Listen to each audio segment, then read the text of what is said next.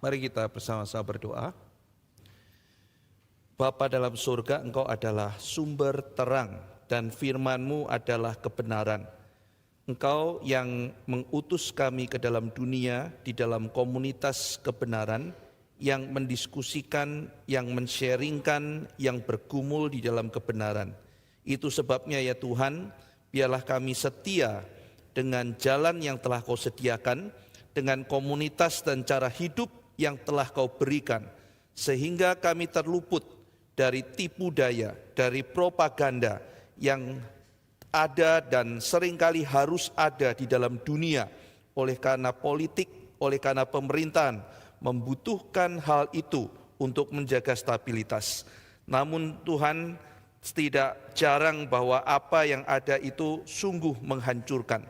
Sehingga biarlah kami sebagai orang Kristen boleh melihat terang-Mu dan tidak terjebak, tidak ikut di dalam permainan yang menyesatkan dari dunia. Terima kasih ya Tuhan, biarlah hari ini kami boleh belajar dari seorang anak-Mu, Jacques Ellul, yang Tuhan telah berikan hikmat bijaksana. Biar kami boleh belajar dari pemikirannya dan kembali kepada apa yang Kau firmankan. Dalam nama Tuhan Yesus Kristus kami berdoa. Amin. Selamat sore saudara sekalian. Hari ini kita belajar sesuatu yang seringkali mungkin kita merasa tidak pernah terjebak di dalamnya ya, yaitu propaganda. Saya akan membahas seorang bernama Ellul, bisa dinyalakan wakopnya ya.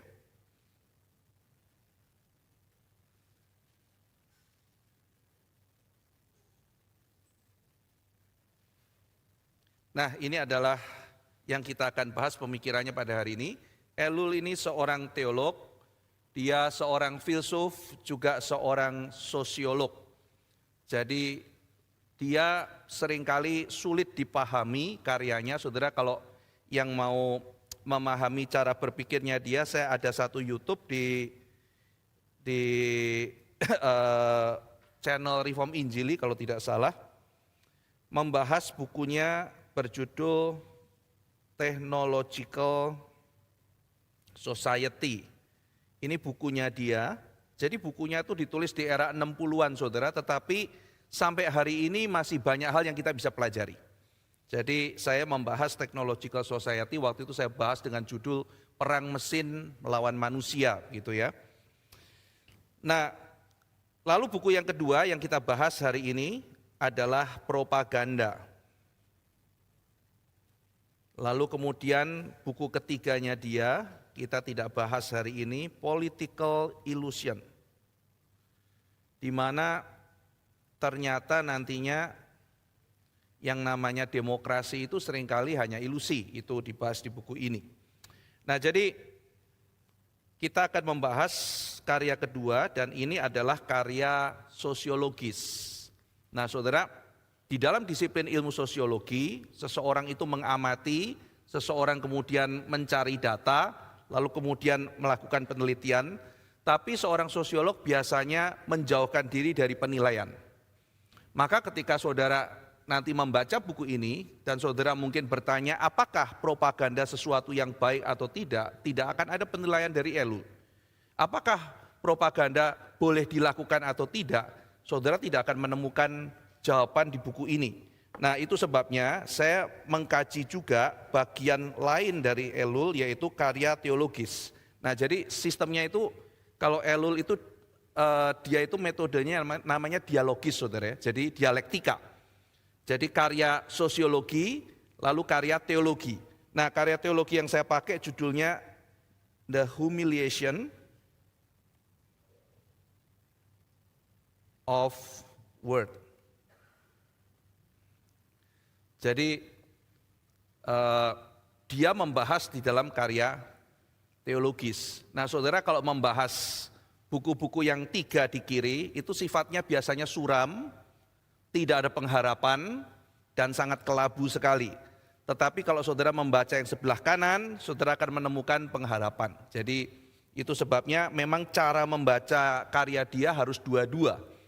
Bersama-sama baik yang teologis maupun yang sosiologis, baru kita mendapatkan jawabannya. Nah jadi kita akan mulai membahas mengenai buku yang kedua, yaitu propaganda.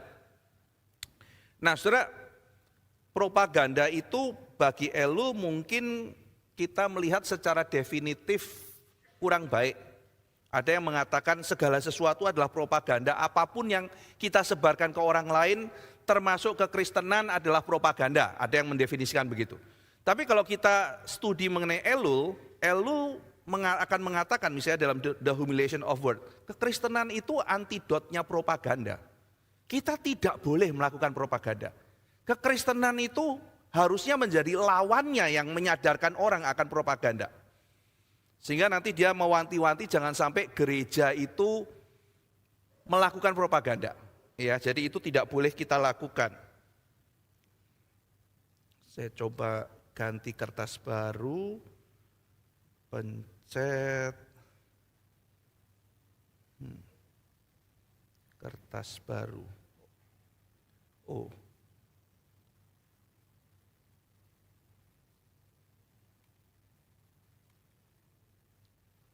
Ya. Jadi yang disebut dengan propaganda sesuatu yang sifatnya lebih manipulatif, saudara. Jadi seperangkat metode yang digagas oleh grup yang terorganisasi, yang tujuannya itu memanipulasi orang, saudara. Nah, tujuannya orang dimanipulasi untuk apa? Jadi orang itu dimanipulasi, entah tujuannya baik, entah tidak baik. Ada juga, saudara, orang berusaha memanipulasi, tapi tujuannya baik. Ada, gitu ya. Nah, jadi satu grup yang mempunyai sebuah organisasi melakukan manipulasi, tujuannya adalah untuk orang itu bertindak sesuai dengan apa yang dia mau. Jadi ada tindakan, bukan sekedar mengubah pikiran, tetapi tindakan. Nah, kalau dalam konteks election ya saudara, jadi orang itu dimanipulasi, diubah cara berpikirnya sampai nanti ketika memilih yang ditentukan oleh kelompok tersebut. Ya, jadi tujuannya adalah praksis, tujuannya adalah tindakan.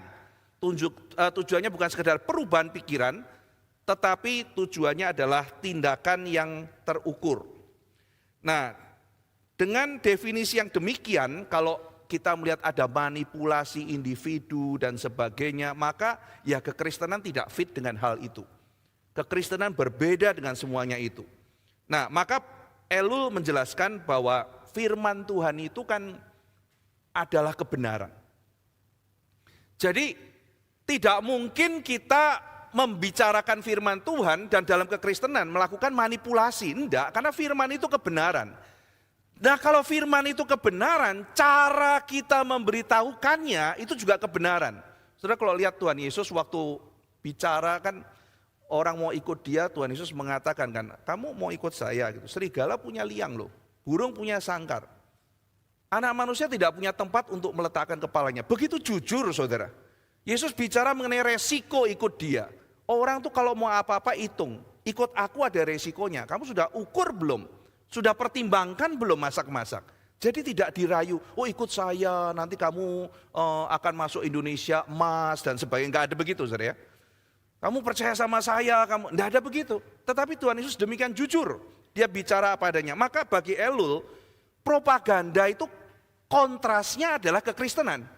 Karena kekristenan bicara firman dan firman itu kebenaran. Nah, bagaimana menyebarkan firman? Kejujuran, memupuk iman dan kerohanian. Maka bagi Elul, kekristenan itu menaikkan kerohanian manusia, menaikkan iman manusia, menaikkan pengetahuan intelektual manusia.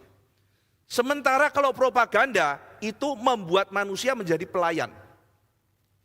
Nah, di situ perbedaannya. Nah, sehingga dengan demikian kita bukan memancing atau memanipulasi emosi manusia. Di dalam propaganda, meskipun serasional apapun kata Elul, itu mengandung unsur manipulasi emosi. Data bisa dipakai sebagian, tetapi yang penting adalah mempengaruhi emosi untuk melakukan satu tindakan tertentu. Nah, saudara, bukan berarti dalam kekristenan tidak ada sentuhan emosi, tetapi sekali lagi, sentuhan emosi itu dilakukan dengan dasar misalnya virtu, kebajikan. Nah ini dalam Elu dia katakan sering kali propaganda tidak ada itu, saudara. Data yang benar ada enggak? Ada. Tapi data yang benar itu dipisahkan dari misalnya goodness, truth, kemudian justice, itu terpisah. Kekristenan enggak bisa itu, saudara. Kita presentasi Injil, kita presentasi kebenaran, enggak bisa dilepaskan dari yang namanya keadilan, kebaikan, dan sebagainya. Nah nanti Elu misalnya memperkenalkan framing. Framing itu kan data, sama-sama data, benar. Memang benar, saudara. Tapi di framing. Framing itu adalah pemberian sebuah frame, sehingga ketika kita melihat, misalnya kalau dalam konteks election, paslon tertentu, saudara. Paslon itu kriterianya banyak. Tapi ketika saudara melihat paslon itu, orang ajar misalnya ini adalah pengkhianat, nah, itu adalah framing. Ya. Jadi akhirnya kalau sudah kalimat begitu, orang sudah tidak rasional lagi. Orang sudah tidak bisa mikir lagi. Yang ini apa? Oh, yang ini petugas partai. Sudah selesai. Framing, saudara. Nah ini framing oleh lawan. Sementara masing-masing orang juga memframing diri sendiri. Ya. Maka saudara perlu perhatikan framing dirinya apa, framing lawan apa. Itu perlu. Kita lihat both side itu mesti perlu, saudara. Ya, kenapa? Karena kita harus menghindarkan framing. Nah jadi kebenarannya itu kebenaran data, bukan kebenaran bicara mengenai keadilan dan sebagainya.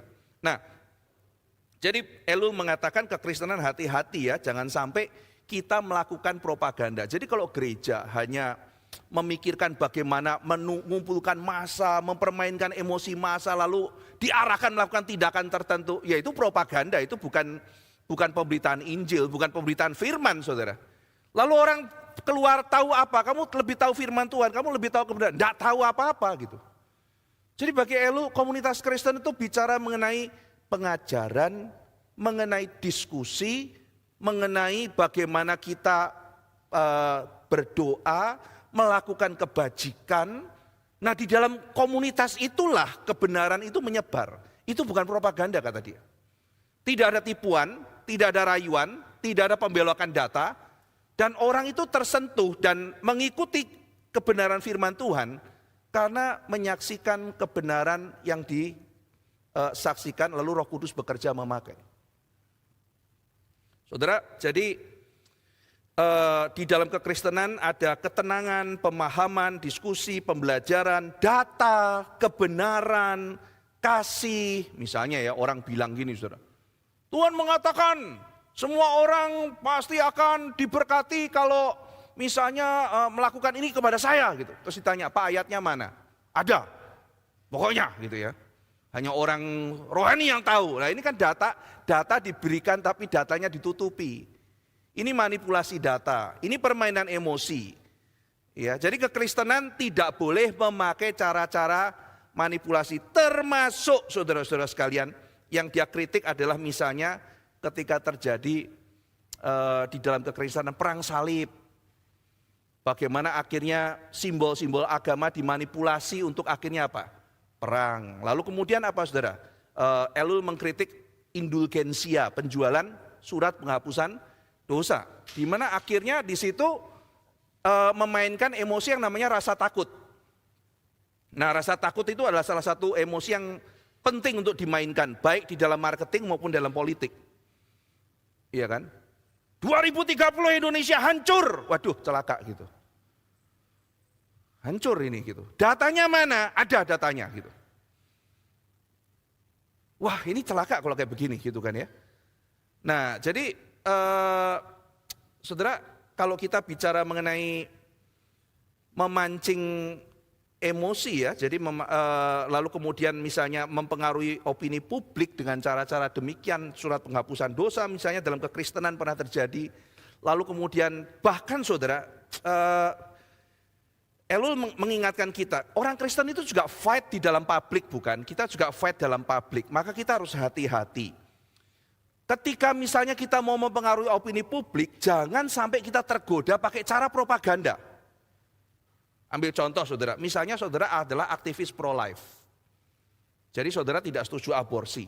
Jadi saudara mau mendidik masyarakat. Indonesia kan sekarang memang masih kecil, saudara, kelihatannya. Itu kemarin saya tanya satu rekan yang memang ahli bidang itu, angkanya baru sekitar 2%.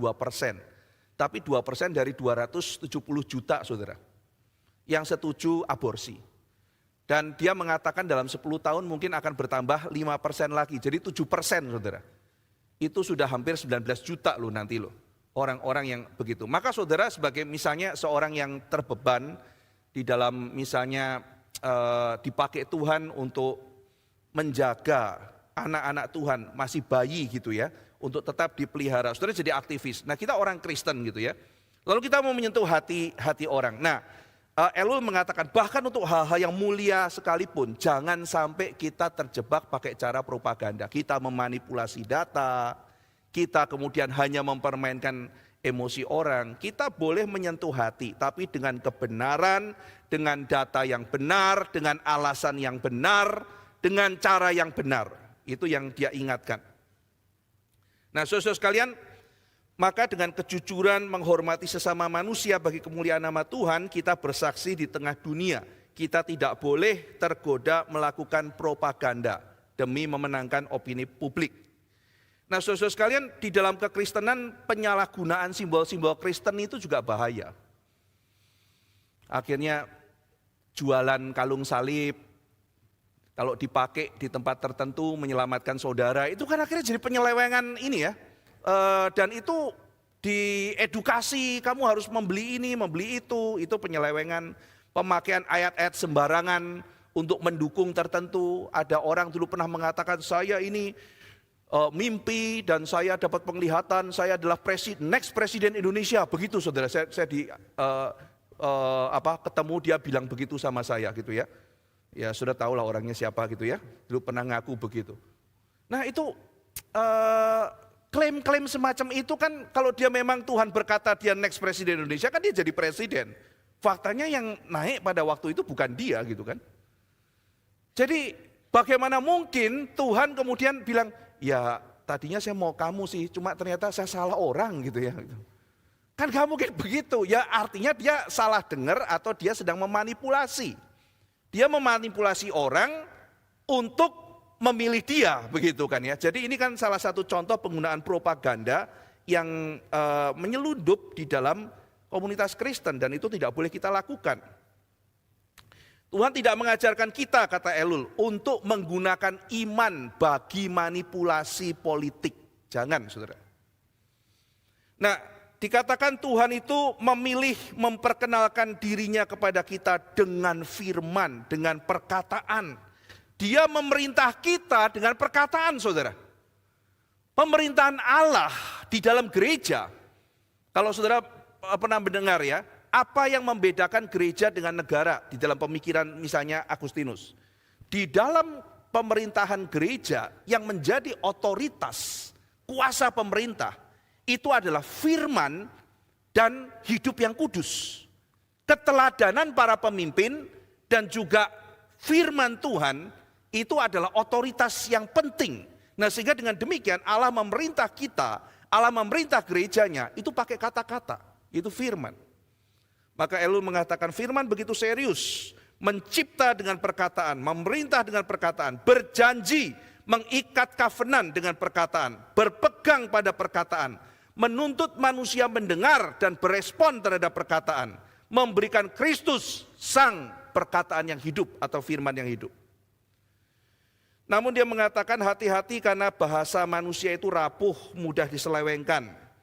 Maka kekristenan harus bersedia, membutuhkan waktu, perhatian, kesediaan mendengar, respon yang hati-hati. Sehingga bisa dijauhkan dari menara Babel, kata dia. Di mana kata-kata diselewengkan. Perjanjian baru, kata Elul, memperbaiki hal itu. Kata-kata tidak lagi memecah. Tetapi kata-kata itu mempersatukan. Murid-murid berkata-kata dan orang-orang datang kepada Tuhan yang tidak meninggikan diri lagi. Manusia yang tadinya terpecah-pecah dipersatukan, dibangun. Elul mengatakan itulah kata-kata untuk membangun, mempersatukan, membangkitkan kasih, mengajarkan pengampunan, kesatuan. Itulah orang Kristen dan perkataan, itulah kita saudara. Dan itu yang kita hidupi. Dan dengan menjaga sikap hidup yang unik ini, kita masuk di tengah-tengah dunia yang isinya propaganda. Dan kalau kita diajarkan untuk setia pada perkataan, tidak main-main dengan perkataan, saudara juga harus tahu, di dalam dunia ada orang yang ngomongnya sembarangan. Ada orang-orang demikian. Ada orang yang tega, bahkan hari ini ngomong A, besok ngomong B, yang penting kuasa didapat. Ada orang-orang semacam itu. Nah itu sebabnya kita harus jeli. Dan itu adalah fakta. Bahwa di dalam politik ada propaganda. Bahkan dalam pemerintahan demokrasi. Menarik saudara, nanti kita akan pelajari ya. Kenapa bahkan dalam pemerintahan demokrasi ada propaganda. Dan pemerintahan propaganda itu mulanya kata dia berangkat dari pemerintahan yang biasanya demokratis.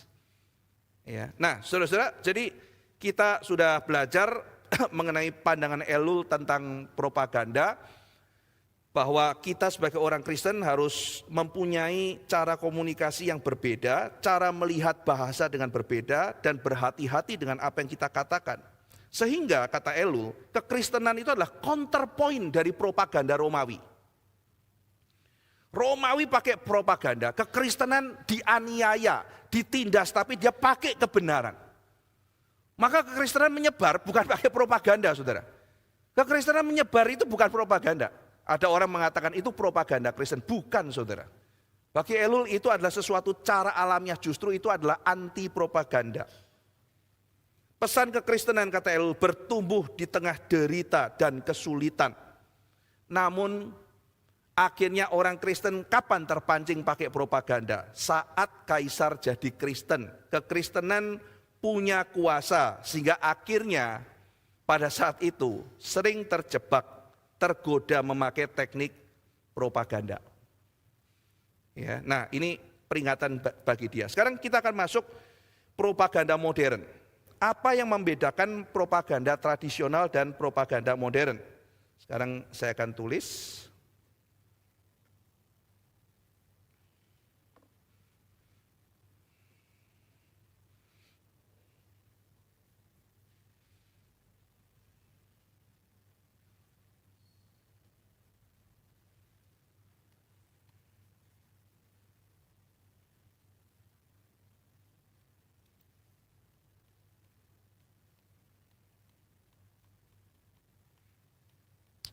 Zaman kuno kan sudah ada ini saudara ya, sudah ada propaganda. Apa bedanya Kaisar Romawi dengan Mao Zedong misalnya? Apa bedanya Kaisar Romawi dengan Lenin? Apa bedanya Kaisar Romawi dengan Stalin, dengan Hitler? Yang saya sebut Mao Zedong, Lenin, Stalin, Hitler ini kan propaganda modern ya. Dan itu dibahas di buku propaganda Elul juga. Nah Kaisar Romawi kan misalnya kalau saudara belajar Kaisar Agustus itu ya, kan dia bikin kampanye Pax Romana, kedamaian di bawah Roma. Lalu kemudian Kaisar itu Soter, juru selamat. Lalu kemudian dia pakai koin Kaisar itu Tuhan Yesus juga pernah minta ditunjukkan kan. Nah Kaisar itu ada gambar koinnya saudara, koinnya itu ada gambar muka Kaisar. Itu untuk apa saudara? Itu untuk misalnya untuk promosi, untuk kampanye. Oh ini loh Kaisar mukanya kayak begini, ini loh. Ya, jadi waktu itu mereka juga melakukan propaganda. Tapi apa bedanya dengan propaganda modern? Yang pertama saudara, propaganda modern kata Elul itu berdasarkan saintifik. Jadi ada analisis sainsnya, dasarnya dua ilmu ini, psikologi dan sosiologi.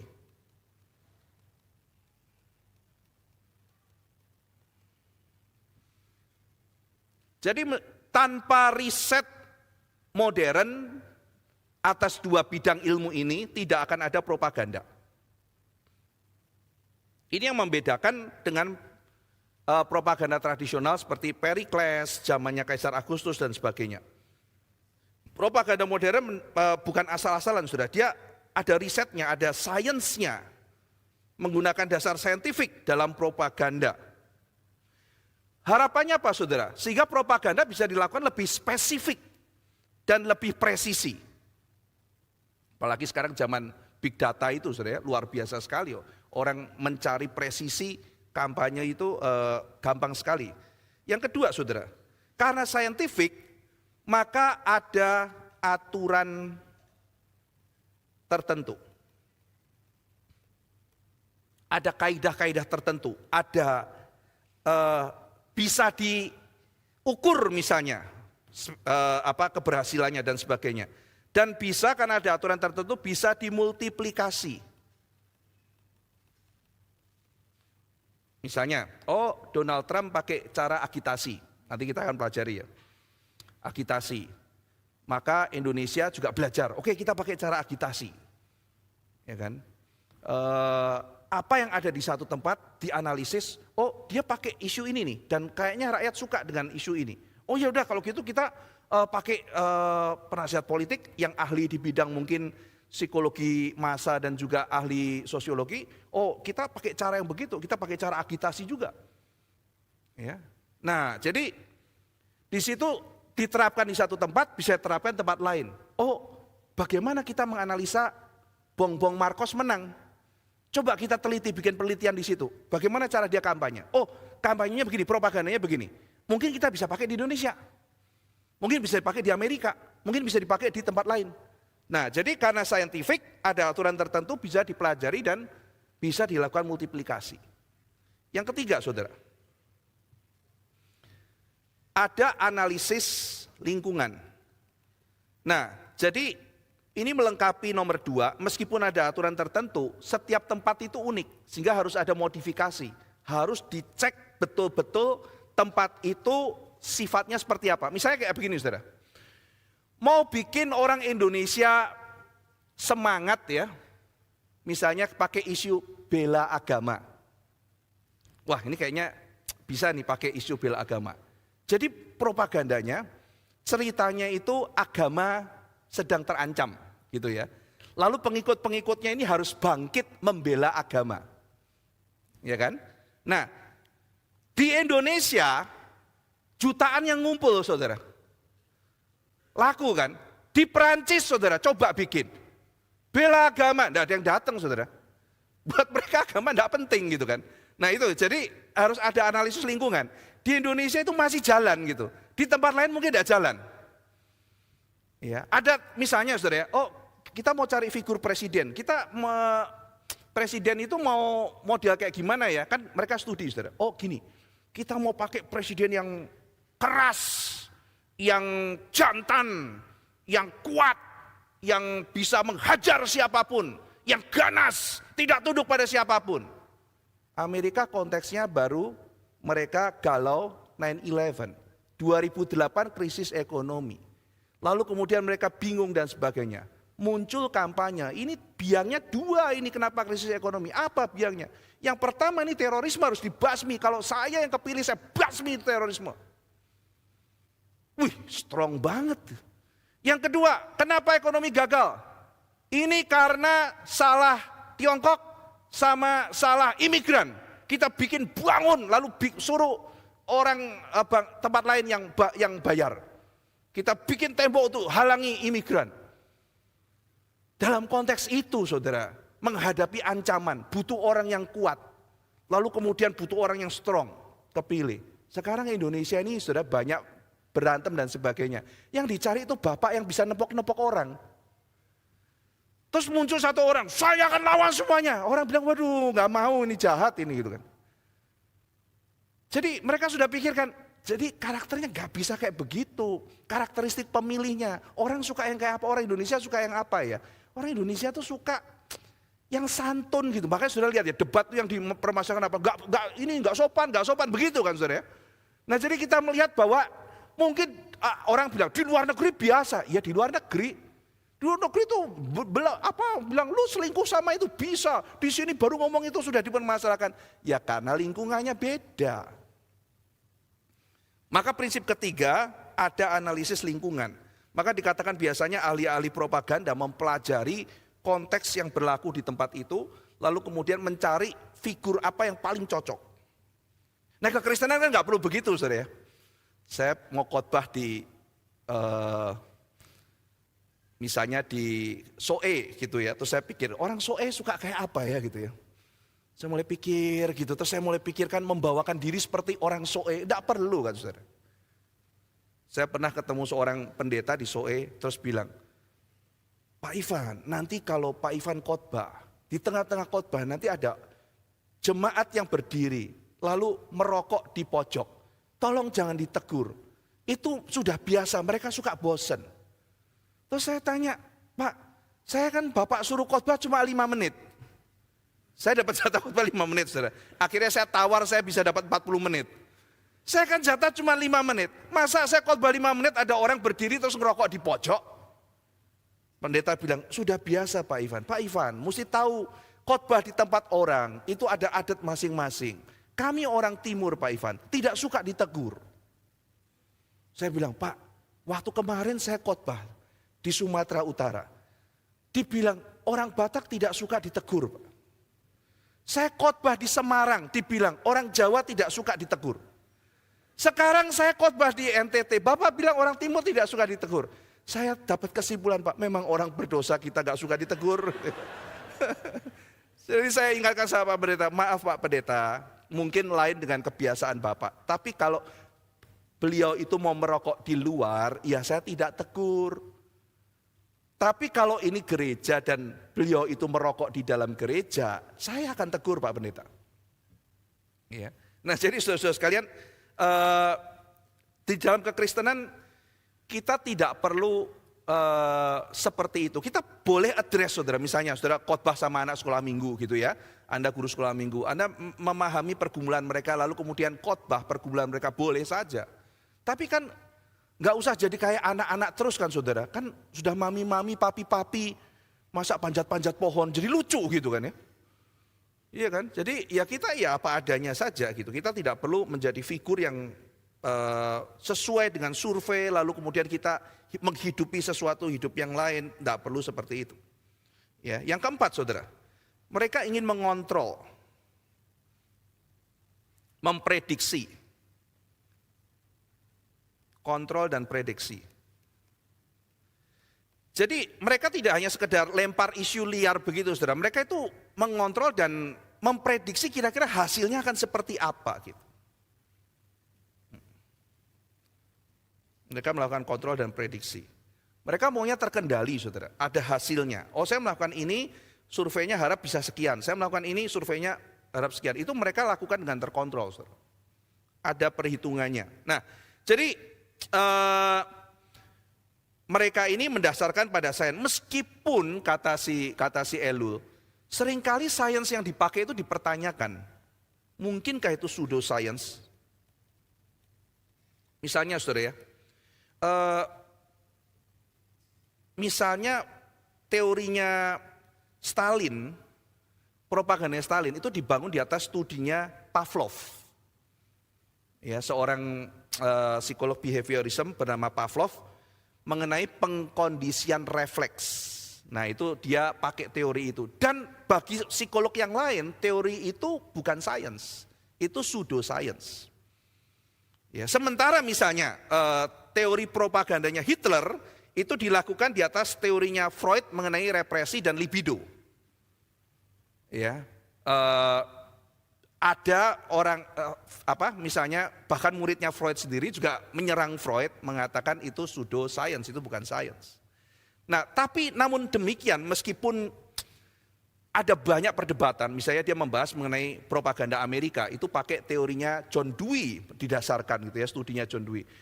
Dia mengatakan meskipun yang dibahas itu dianggap pseudoscience, itu tidak menunjukkan bahwa mereka itu anti science, tetapi bahwa para saintis punya pandangan berbeda-beda tentang hal itu. Jadi itu yang tetap bagi dia adalah ciri propaganda modern, berusaha untuk mendasarkan dirinya di atas riset, di atas sains, kira-kira demikian. Nah, jadi terukur, jadi efisien. Nah, saudara sekalian, selain itu yang membedakan adalah yang kelima, menggunakan teknologi modern. Misalnya zaman sekarang media massa, ini yang tidak ada di zamannya Kaisar Agustus misalnya, menggunakan teknologi modern. Sehingga jangkauannya itu nanti bukan hanya sekedar semacam propaganda domestik, tetapi bisa sampai propaganda nasional. Misalnya saudara-saudara sekalian, kita ini kan orang-orang Indonesia kadang-kadang pakai sepatu Korea, dandalnya Korea, selera cowoknya selera cowok Korea, cewek Korea, itu dari mana itu kan itu? Itu propagandanya mana gitu kan? Itu kan berarti internasional kan, melewati batas-batas domestik gitu. Iya kan, dulu kan, saudara ingat gak kalau zaman-zaman dulu tuh cowok idaman tuh kayak apa itu? Lorenzo Lamas, filmnya judulnya Renegade. Ya yang gondrong-gondrong kekar berotot naik Harley Davidson gitu kan, pemberontak-pemberontak begitu kan. Sekarang kan enggak, yang boy band Korea lah gitu ya gitu. Kan jauh banget kan saudara, jadi tipenya berbeda jauh. Nah itu dari mana? Itu kan juga dari, itu namanya propaganda budaya. Ya, jadi Korea melakukan itu sehingga itu kan juga untuk bisnis ya. Jadi ada nanti propaganda sosial, ada propaganda politik, propaganda budaya ya nanti saudara nanti jadi ketika bisnis makanan masuk ke sini, saudara makan kimchi, kayak yang di sinetron itu loh. Ya, yang kayak itu, ini nih makan ini gitu ya. Saudara sudah terbiasa. Zaman saya itu kita semua tahu yang namanya dorayaki, saudara, teman-teman saya itu. Karena nonton Doraemon gitu kan. Jadi ketemu orang Jepang gitu. Dari mana? Dari Jepang. Ah, dorayaki. Terus dia bilang, wah, you know dorayaki? Yes, I'm watching Doraemon gitu ya. Jawaban dia nggak enak, saudara. Hah, itu kan film lama gitu kan. Waduh gitu ya. Iya, lama di kamu gitu. Baru masuk Indonesia zaman itu gitu kan ya. Jadi itu film lama, kamu masih nonton itu? Iya, saya nonton gitu. Jadi dia kaget sekali pada waktu kita tahu tentang mie dingin, tentang apa, ya itu kan propaganda budaya. Ya, yang salah satu tujuannya ya untuk memperkenalkan budaya dan untuk bisnis dan sebagainya. Gitu. Nah, saudara, sekarang kita akan masuk selanjutnya pada karakteristik propaganda ya. Kita akan masuk di situ.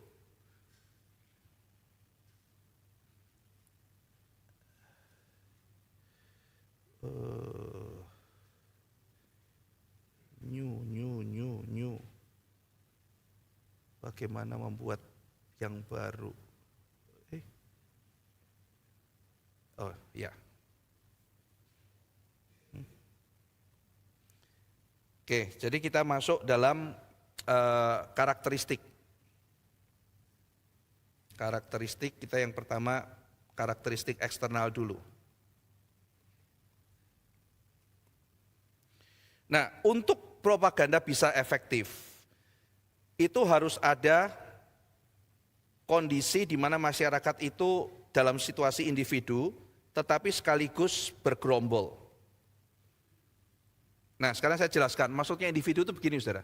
Satu masyarakat yang kekerabatannya sangat kuat, di mana kalau dia beda sedikit sama masyarakat bisa dihantam atau dikucilkan, itu sulit untuk menerima sesuatu yang baru.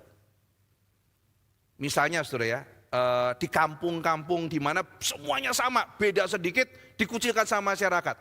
Itu kan orang sulit. Nah biasanya juga orang akhirnya menerima Tuhan Yesus kan, kalau mereka di desa sulit, begitu mereka di kota, sekolah dan sebagainya, itu kesempatan mereka terima Tuhan Yesus kan. Karena kalau mereka berada di lingkungannya itu sangat sulit untuk berubah, saudara. Sangat ketat sekali. Nah maka Elo mengatakan, kalau orang sudah dalam keadaan individu, dalam pengertian tuh dia bisa menentukan sesuatu, maka propaganda bisa bekerja. Yang kedua, dia itu bisa menentukan sesuatu dan dia ada di kelompok massa. Kalau dia isolasi di gunung, tidak ada gunanya saudara. Elul menjelaskan gini, saudara itu tertarik lihat iklan otomotif, mobil jenis tertentu, karena teman-teman saudara bisa diajak nongkrong ngomongin mobil itu. Kalau saudara tinggal di gunung, mobil itu tidak terlalu menarik perhatian saudara. Tapi karena ada sekelompok penggemar otomotif dan itu adalah teman-teman saudara dan mereka sangat menghargai hal itu, maka bagi saudara hal itu menarik. Demikian juga dengan propaganda. Kalau saudara tinggal di lingkungan tertentu dan orang-orang itu juga punya pengaruh pada kehidupan saudara, maka propaganda bisa bekerja. Nah, jadi harus individu dan juga di dalam kelompok. Kenapa begitu? Karena dalam kelompok ini rasionalitas seseorang itu bisa berkurang, saudara. Oh dia milihnya begitu kok, kan biasanya kan begitu kan, apalagi misalnya pemilihan, kan saudara pasti tanya orang, kamu milihnya apa, terus oh yang paling banyak ya udahlah aku ikutan kan gitu kan saudara. Biasanya seperti itu gitu kan. Kamu milihnya apa? Kamu milihnya apa? Gitu kan. Jadi itu digunakan untuk referensi karena kita hidup dalam masa. Nah berikutnya, karakteristiknya harus bersifat total. Propaganda itu bersifat total. Maksudnya semua aspek harus masuk. Jadi kita tidak boleh tidak terkepung. Lihat poster, buka YouTube isinya juga itu, dengerin radio itu gitu ya. Saya nyetel radio, aduh lagu pemilu gitu ya. Lalu kemudian nonton di YouTube analisis debat. Itu kan isinya kan begitu. Puter radio 3123 isinya membahas calon ini, yang macam-macam gitu loh saudara ya. Jadi kita nggak bisa lepas gitu dari sebuah propaganda. Mau radio, mau TV, mau TikTok, Instagram, FB, YouTube, WA, poster, baliho. Anak saya bilang, waduh waktu habis liburan masuk Jakarta lagi. Kenapa? Pak aku pusing lihat semua muka orang di mana-mana gitu kan ya. Kenapa sih mereka sembarangan tempel pohon-pohon mungkin marah loh gitu loh ya. Kalau bisa ngomong pohonnya marah tempel sembarangan muka orang gitu kan di mana-mana. Kenapa semuanya ditempel muka orang gitu. Jadi gak estetis gitu kan lihat kemana-mana. Iya itu memang boleh kok gitu kan. Di mana-mana film bahkan. Ya kan dalam propaganda tertentu ada film, ada literatur, lukisan, ya kan.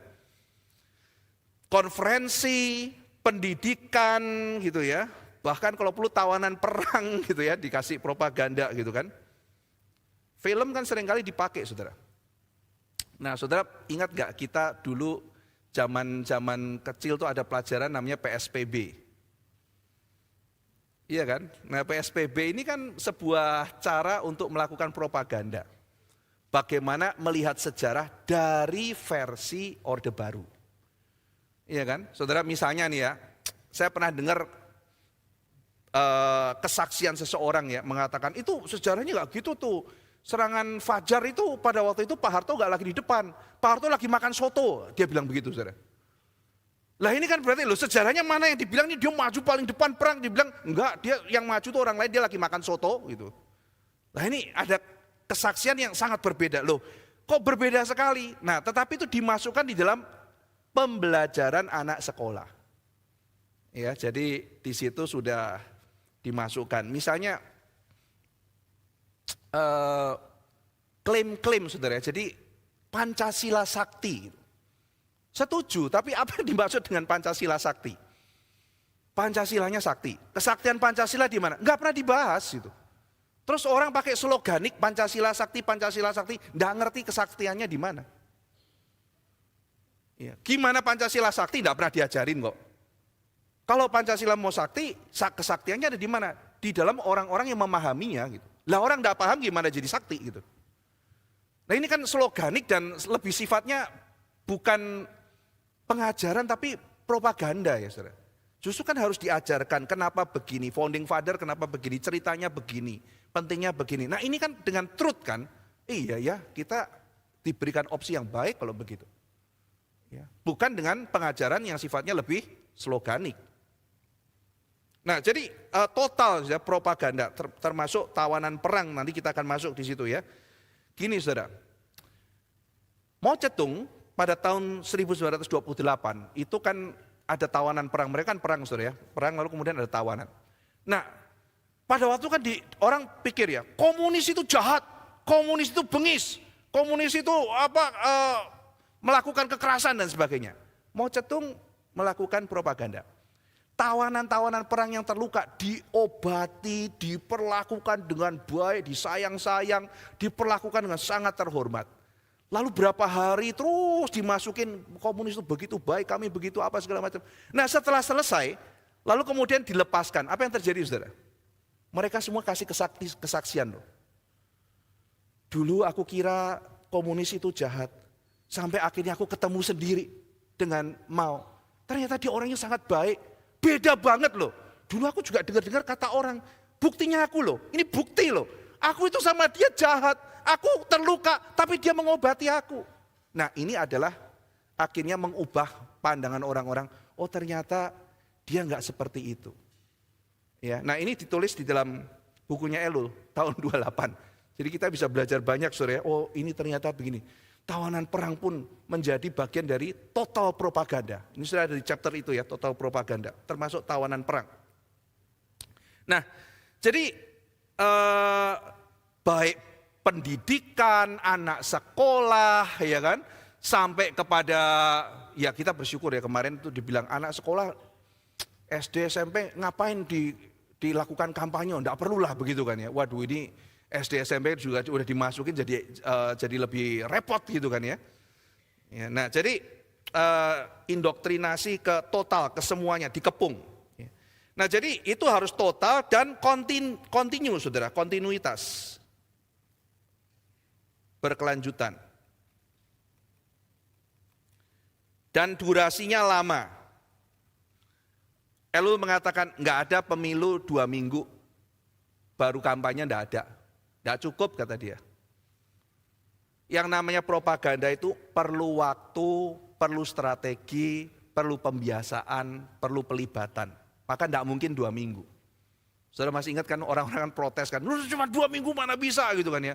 Ya memang kalau orang mau melakukan propaganda nggak bisa 2 minggu. Teorinya begitu. Jadi orang-orang yang studi langsung tahu nggak bisa propaganda cuma 2 minggu gitu. Jadi harus berkelanjutan dan terus menerus, nggak boleh ada jeda. Seperti kata Elul, mengurung orang dalam sebuah dunia yang baru sukses itu. Ya. Nah, terus gini, isi propaganda, kalau itu terus menerus, orang kan berubah saudara. Gimana kalau misalnya isinya berubah? Iya kan? Di dalam propaganda orangnya, misalnya politisinya ngomong A, tiba-tiba 4-5 tahun kemudian dia ngomong B saudara. Bagaimana ini? Nah, yang penting kata Elul, di sini ketika terjadi perubahan, ada satu sifat yang perlu diperhatikan, yaitu orang itu cepat lupa, saudara. Dia kasih data, orang itu cepat lupa. Ya, misalnya, saya carikan datanya ya. Ini. Survei di Prancis tahun 59. Survei di antara remaja umur 14 sampai 15 tahun. Tahun 59, terakhir perang dunia kedua kan 45 ya saudara ya. Jadi ada remaja umur 14-15 tahun, tahun 59 ditanya, kamu tahu Hitler gak? Prancis. Siapa tuh? 70% gak tahu saudara. Kamu tahu Mussolini gak? Gak tahu. Perang dunia kedua, Rusia menang apa kalah? 80% menjawab, nggak tahu dan nggak peduli. Ya, jadi mereka tidak peduli, saudara. Mereka tidak peduli, mereka lupa. Nah ini menjadi sesuatu yang dikatakan ini adalah tempat masuknya propaganda. Orang itu biasanya lupa ya. Gampang lupa. Jadi kalau misalnya pesanmu itu ternyata kontradiksi, selama kamu itu konsisten dengan yang baru, mungkin mereka akan lupa yang lama. Selama konsisten dengan yang baru, mungkin orang lupa dengan yang lama. Apalagi saudara nanti kita bicara ya. Orang itu baru tergerak dengan propaganda kalau mengalami. Jadi misalnya begini saudara. Saya dan saudara yang mungkin pernah mendengar dan mengalami misalnya berita-berita tentang Presiden Ferdinand Marcos, tahu Marcos itu reputasinya seperti apa. Kita hidup di zaman itu, kita mengalami satu hal yang paling bikin saya kesel sama Marcos adalah dia menyetop Voltus masuk Filipina. Saudara yang tahun 70-an tahu ada film judulnya Voltus 5 ya. Itu masuk dalam trilogi romantik Super Robo. Jadi tentang super robot tapi film kisahnya romantis gitu ya. Nah, Voltus itu cerita mengenai pemberontakan yang terjadi di planet Boazan. Di mana kaum bertanduk mau melawan yang disebut kaum borjuis melawan kaum tidak bertanduk, kaum yang menjadi budak. Maka terjadi pertarungan di antara mereka sehingga akhirnya terjadi penggulingan kekuasaan. Nah, film kartun itu saudara sama Marcos kan ada tema menumbangkan kekuasaan, di-ban di Filipina. Makanya sekarang Bongbong bikin Voltus remake. Ya, Voltus baru.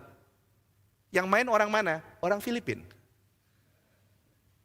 Propaganda, saudara ya, propaganda. Saudara mungkin heran ya, mungkin yang nggak tahu ceritanya, saudara kalau cari New Voltus gitu ya, Voltus 5, itu yang main orang Filipina, saudara. Dan kenapa ceritanya? Ada cerita sama masa lalu, propaganda. Nah kalau saudara tanya sama generasi muda, lu dulu gini, dulu. Papa, mama, engkong, mak ngerasa, aku enggak. Aku enggak ngerasain. Dan aku ngerasainnya ini kayaknya menarik. Ya, maka kampanye dia khususnya melalui TikTok sangat berhasil. Saudara bisa studi itu ya. Itu sudah banyak orang yang bikin paper mengenai keberhasilan Bongbong Marcos di situ. Bagaimana dia mengubah kritikan masa lalu itu menjadi justru semacam seolah-olah kalimat ini. Kalau di Indonesia itu, piye enak zamanku toh, kira-kira kayak gitu. Jadi semacam kayak begitu. Dia berhasil mengubah itu. Iya ya enak zaman itu gitu. Nah, Ellul menjelaskan, kalau pakai teorinya Ellul, saudara ya, kenapa bisa berhasil? Karena mereka nggak ngerasa. Sudah beda generasi. Sehingga suasana kemarahan daripada orang-orang zaman dulu, anaknya muda nggak ngalamin sama sekali. Ya, jadi threat itu baru dia dirasakan kalau ada fisik dan ada ancamannya. Nanti kita akan masuk ke sana. Ya. Nah, jadi kontinuitas itu perlu bertubi-tubi dan nggak mungkin hanya persiapan 2 minggu. Makanya persiapan kampanye 2 minggu itu kan ditolak, saudara ya, karena memang nggak masuk akal dalam teori propaganda. Lalu kemudian berikutnya harus ada organisasi.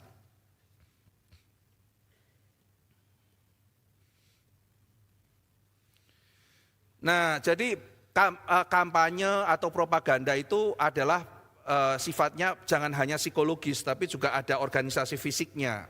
Kenapa, saudara? Di dalam studinya, Ellul mengatakan itu dulu Amerika pernah melakukan anti propaganda ke Soviet ya. Dia pakai cara lawan Soviet pakai propaganda Amerika. Gagal karena dia cuma pakai berita-berita. Soviet berhasil masukin ke Amerika. Kenapa? Karena ada partai buruh di sana. Nah jadi karena ada organisasinya dan giat orang-orangnya, ada fisiknya, partai buruh dia mempengaruhi lebih cepat. Jadi keberadaan fisik itu penting, organisasi dan fisik. Ya. Oke, lalu berikutnya ortopraksi. Karakteristik eksternalnya adalah sampai kepada tindakan, bukan hanya pemikiran. Nah, di dalam ortopraksi ini, saudara, untuk mencapai ini ada 2 kategori. Yang pertama namanya, Ellul mengatakan pre-propaganda.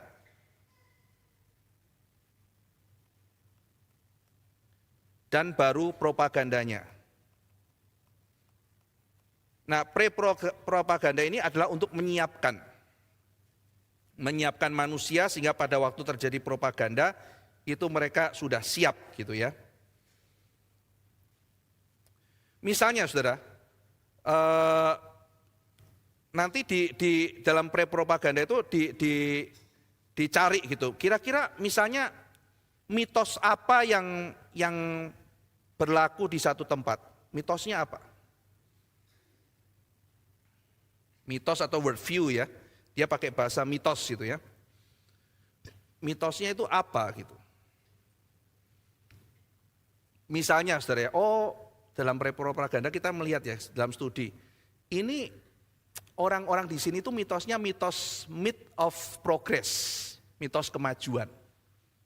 Jadi mereka sangat, jadi kalau hal-hal yang berbau kemajuan akan sukses. Di sebelah sini partai kirinya kuat, partai kanannya lemah. Nah mau propaganda partai kanan, harus pakai bahasa-bahasa partai kiri. Jadi di situ memperhatikan mitos-mitos apa yang ada di sana. Misalnya hak asasi, ini hak asasi penting di sini. Ya, misalnya Ellul mengatakan ada kadang-kadang yang namanya misalnya propaganda Great American Way.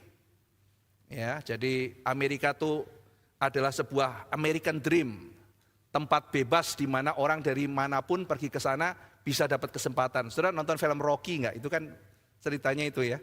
Dia seorang dari Itali, merantau kemana-mana, cuman anak jalanan, tapi meraih sukses karena mau bekerja keras di Amerika. Ya, nah itu nanti sesuatu yang juga akan diangkat oleh Trump di dalam kampanyenya dengan sangat strong ya konsepnya ya, kalau sudah mempelajari propaganda di masa dia itu. Nah, jadi pre-propaganda itu menyiapkan ya, mempelajari, lalu kemudian membiasakan masyarakat, misalnya melalui film-film atau apa, jadi sudah terbiasa dengan ide-ide itu, sehingga nanti pada waktu diberikan propaganda, mereka sudah siap. Nah, tadi kita bicara mengenai karakteristik eksternal, kita sekarang akan masuk ke karakteristik internal. Tolong diganti slide-nya.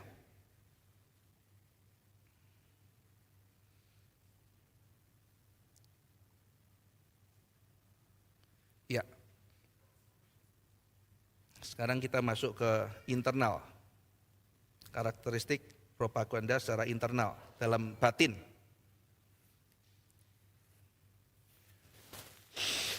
Yang pertama, saudara. Yang pertama, kita harus kenal medan psikologis. Bukan hanya medan demografi, tapi psikologis.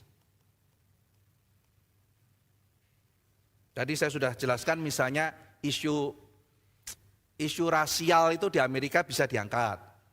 Isu rasial berhasil diangkat oleh Hitler. Di Indonesia isu rasial juga rentan masih bisa dimainkan gitu.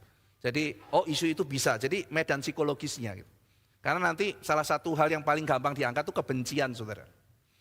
Selama masih ada kebencian dalam diri seseorang, isu-isu agama, isu-isu ras itu masih bisa diangkat. Tapi ada tempat di mana isu agama misalnya sulit untuk diangkat. Ya, lu diledek begini, ya biarin. Emang kenapa orang ledek? Kan ada tempat yang seperti itu. Itu isu agama nggak bisa diangkat. Kalau misalnya lu dihina begitu, wah mari kita hantam. Nah itu isu agama bisa dimainkan. Itu medan psikologisnya bisa. Tapi ada tempat di mana agamamu dihina, ya dia biar dihukum Tuhan sendiri kali gitu. Ngapain kita mesti ganyang-ganyang dia? Ada tempat-tempat seperti itu misalnya.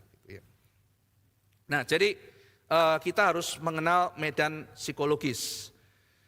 Jadi kita misalnya mau melakukan propaganda, kita mau membangun mitos di satu tempat.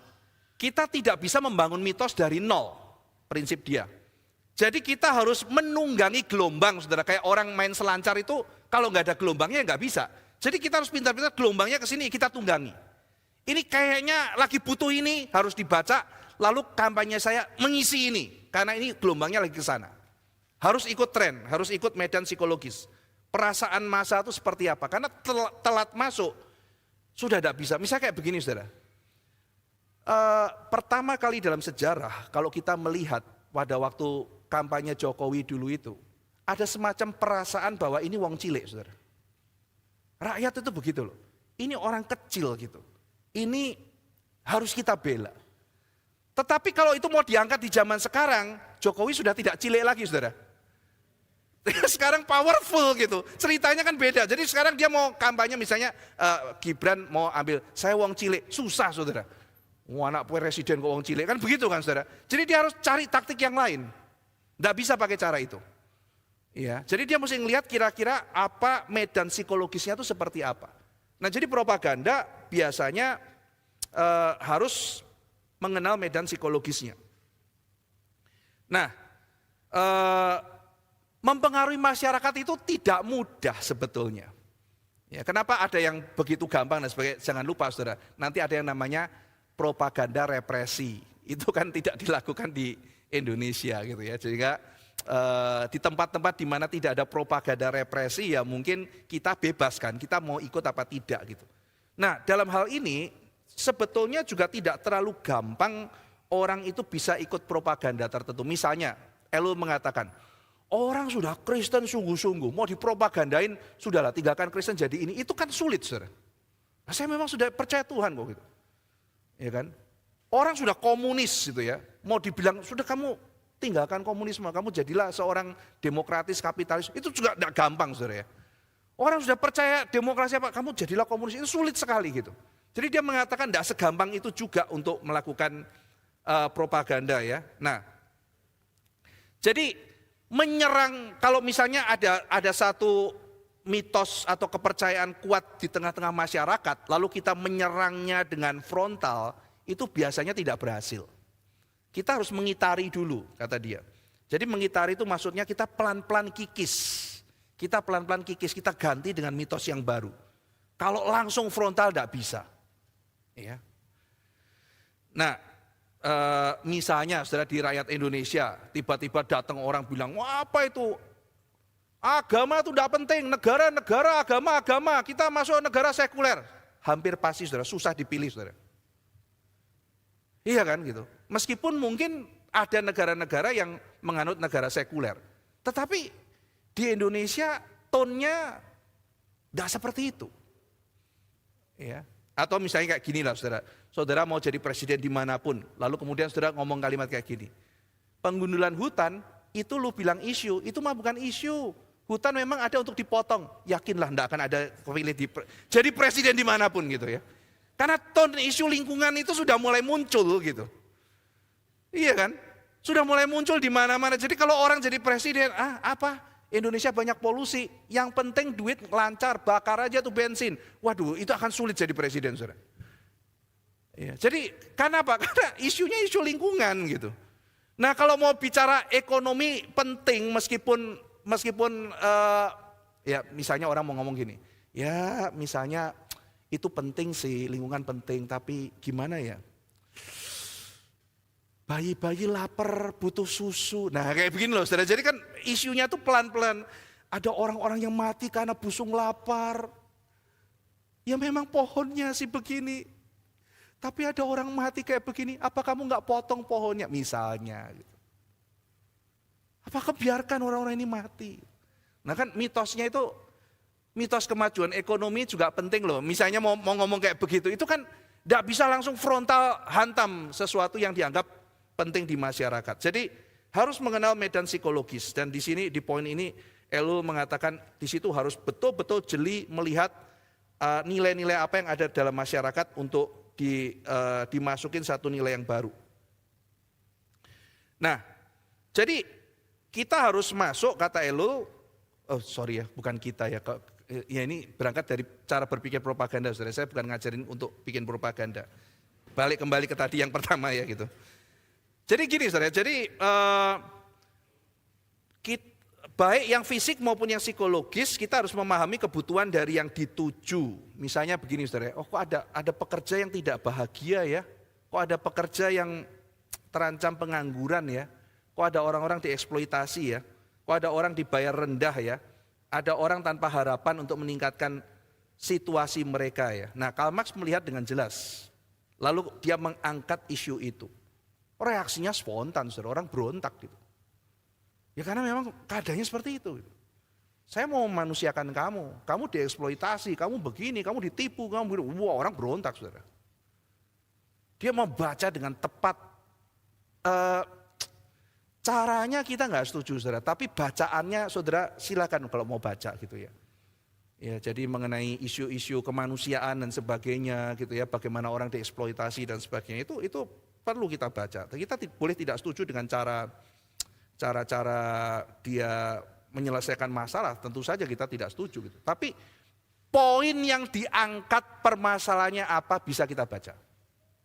Ya, mengenai kemanusiaan, perlakuan anak-anak dieksploitasi dan sebagainya gitu.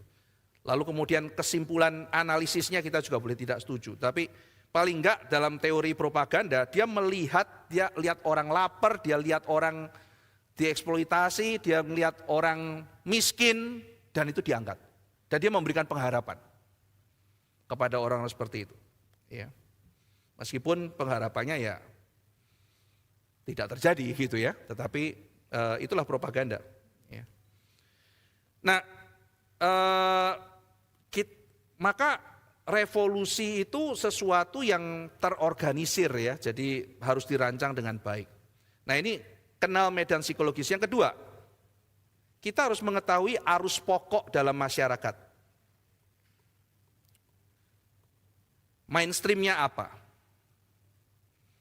Jadi jangan langsung mulai dari masyarakatnya, tapi mesti kenal mainstreamnya. Misalnya ya saudara, mitos utama itu ada misalnya mitos sains. Satu negara yang scientific sekali, jadi pokoknya apapun harus based on science. Ya kita harus ketika bicara base-nya apa, misalnya kayak begitu. Atau ada misalnya mitos pahlawan, dia sangat mengagungkan orang-orang yang gagah, yang apa segala macam. Mitos misalnya bahagia, oh saya kalau ini memberikan kebahagiaan. Mitos nasionalisme, gitu kayak. Jadi aku ini Indonesia banget, kalau kamu pilih aku tuh kamu sama dengan jadi orang Indonesia yang benar, misalnya kayak begitu gitu kan ya.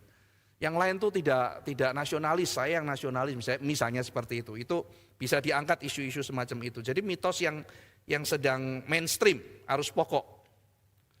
Nah, jadi misalnya kayak begini Saudara. Mari kita, kan pernah ada ya kampanye ya, mari kita mengganti nasi dengan karbo yang lain. Itu enggak tahu pada waktu itu menteri apa atau siapa gitu ya mensosialisasikan di TV. Itu propaganda seperti itu sulit Saudara. Mainstreamnya orang Indonesia makan nasi Saudara. Kalau nggak makan nasi nggak kenyang, sudah makan roti 5, nasinya ada belum makan saya gitu kan. Kecuali di beberapa tempat Indonesia gitu ya. Jadi itu mau langsung pakai propaganda dalam TV atau apa mengubah karbohidrat bukan hanya cuma nasi, sulit gitu. Itu nanti akhirnya malah jadi anti propaganda, jadi nyerang balik gitu. Iya kan pernah ada kan Saudara waktu itu, jangan goreng-goreng minyak mahal, rebus saja, malah dihujat kan Saudara. Padahal juga bukan kasih solusi, cuman komentar gitu ya. Lalu kemudian mungkin ada orang yang nggak senang atau apa diviralkan gitu. Zaman sekarang kan begitu gitu. Kampanye bisa putih bisa hitam gitu kan. Kenapa hal itu menjadi reaksi yang negatif bagi masyarakat? Karena mainstream masyarakat arus pokoknya sedang tidak ke sana. Kecuali kita punya kekuatan yang luar biasa Saudara. Sampai akhirnya kita menghancurkan mainstream, kecuali begitu gitu ya. Nah jadi mengikuti arus pokok. Nah jadi karena semua mitos itu berkait satu dengan lain, mitos itu cerita-cerita yang dipegang oleh masyarakat, bisa benar bisa tidak gitu ya. Cerita-cerita yang dipegang masyarakat itu saling berkait. Jadi kalau kita hantam tuh kadang-kadang menghantamnya bisa juga bukan orang sekedar orang yang percaya A, yang percaya B terkait juga, dia ikut nyerang juga Saudara. Jadi responnya itu sangat menakutkan bisa-bisa kalau tidak berhati-hati. Nah jadi misalnya begini Saudara, kalau kita melihat ya, becak itu di Jakarta dibuang ke laut. Saudara lihat dari kacamata apa nih? Kalau saudara lihat dari kisah hak asasi manusia, saudara akan protes. Itu tukang becak mau dikasih makan apa? Berapa becak tuh yang dibuang ke laut? Kamu cerita gampang, sekian belas ribu becak kita buang ke laut misalnya gitu kan ya. Berarti belasan ribu orang nangis loh, gak ada pekerjaan loh. Dari segi hak asasi manusia dan sebagainya. Tapi bagaimana menutup kisah itu? Saudara kalau masih ingat ceritanya kan pakai story of progress kan. Jakarta ini kota cepat. Kita ini harus bertumbuh, kita akan ganti dengan betor atau dengan kendaraan yang lebih proper dan sebagainya. Jadi harus ada mitos lain yang menunggangi, ya kan, sehingga mitos itu bisa ditutup, gitu ya. Jadi mitos progres itu sangat kuat. Oh iya ya, kita ini kota kita lagi membangun, sehingga akhirnya isu hak asasi itu bisa ditekan. Ya, jadi kampanyenya ya gitu, kita mesti maju dan sebagainya. Nah, Saudara. Tadi saya katakan ya, negara demokrasi apakah ada, ini juga ada propaganda? Seringkali ada Saudara. Kenapa? Karena kalau demokrasi itu kan kita bicara mengenai suara terbanyak Saudara. Nah untuk orang bisa mendapatkan suara terbanyak kan harus mempengaruhi opini publik. Lah kayak pemilihan penatua, pemilihan pendeta, pemilihan diaken kan gak perlu mempengaruhi opini publik kan Saudara. Saudara kalau pemilihan diaken di gereja emang mempengaruhi opini publik. Saya nggak tahu juga sih, tapi kalau di mayoritas gereja kayaknya nggak gitu deh, gitu ya. Jadi kalau pemilihan tuh kadang-kadang sering jangan saya gitu. Saudara, kita ini panitia pemilihan biasanya yang paling capek itu adalah menelepon calon. Capek Saudara, telepon gitu kan. Pak, jangan saya Pak, saya tidak layak gitu kan ya. Pikirin dulu lah Pak, pikirin dulu ngomong, sharing sampai setengah jam. Saya ini gini, saya begitu apa segala macam. Waduh gitu kan ya. Saya nggak mampu Pak gitu. Lebih banyak begitu Saudara, maksudnya mereka introspeksi diri, kan malah seneng kan yang dapat kayak begini gitu ya. Capek tapi kan seneng, kan nggak ada, memang harusnya saya gitu ya.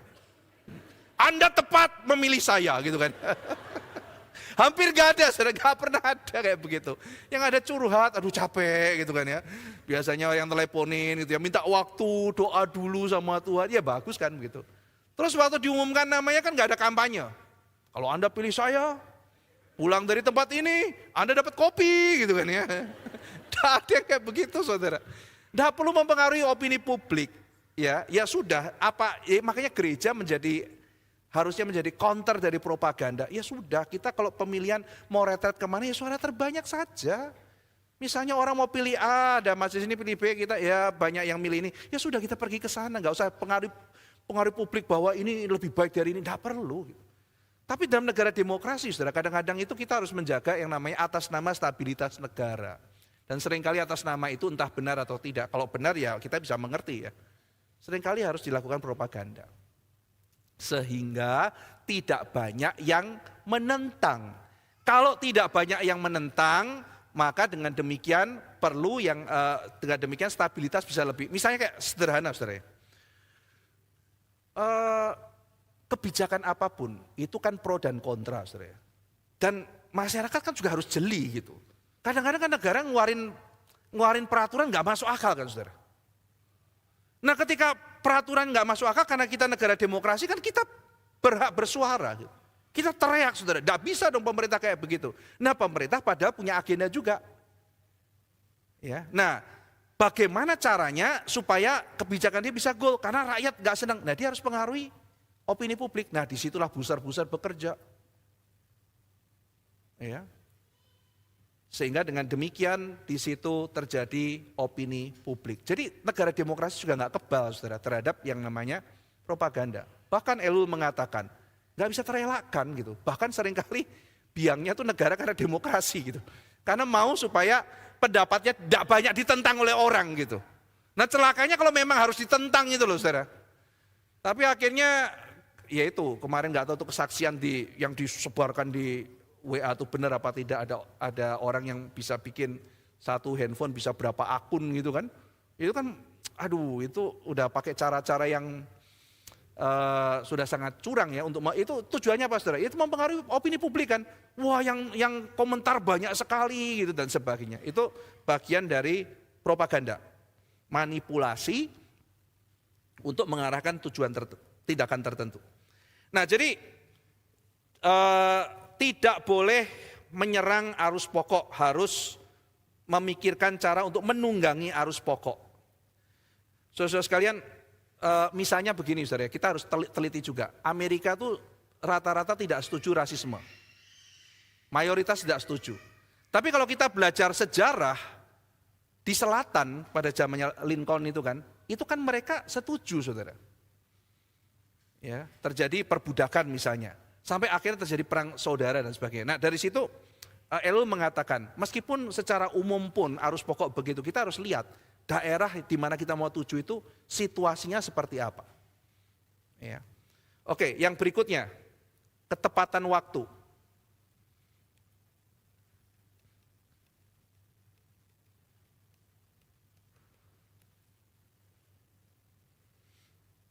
Tadi saya katakan, saudara ya, jadi kalau misalnya Pak Jokowi waktu itu mengangkat tema wong cilik, cocok.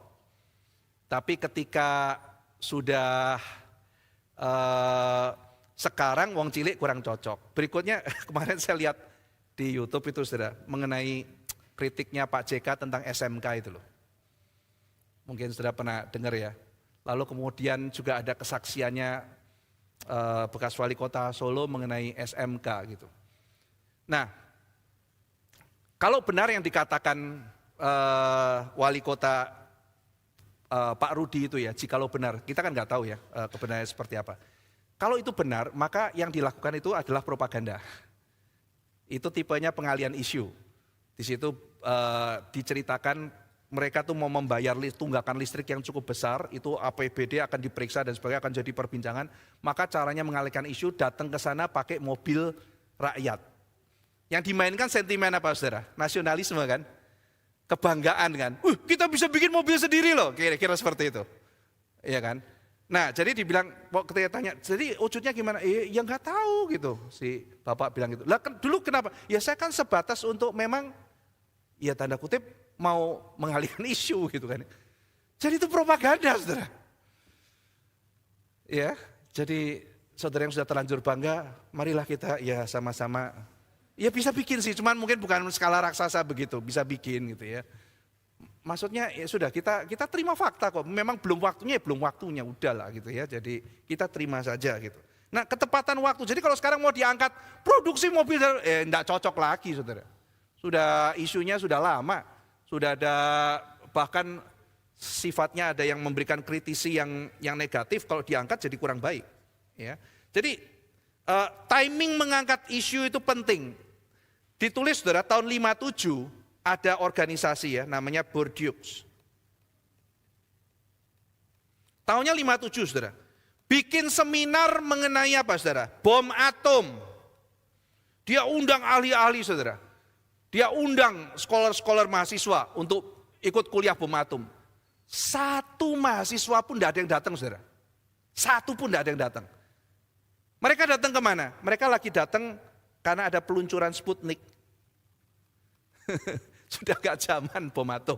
Baru bom atom waktu itu dibicarain banyak. Ya sekarang orang lagi heboh Sputnik. Nah jadi ketepatan waktunya isu itu sudah gak bagus dimainin untuk sekarang gitu ya.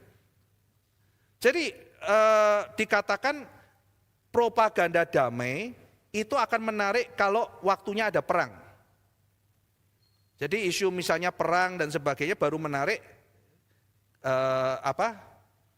misalnya propaganda damai kalau misalnya perang. Propaganda damai lagi damai kan nggak cocok. Misalnya sekarang Indonesia lagi terpecah gitu, kita bicara perdamaian cocok kan saudara ya. Udahlah kita jangan ribut-ribut gitu, cocok gitu kan.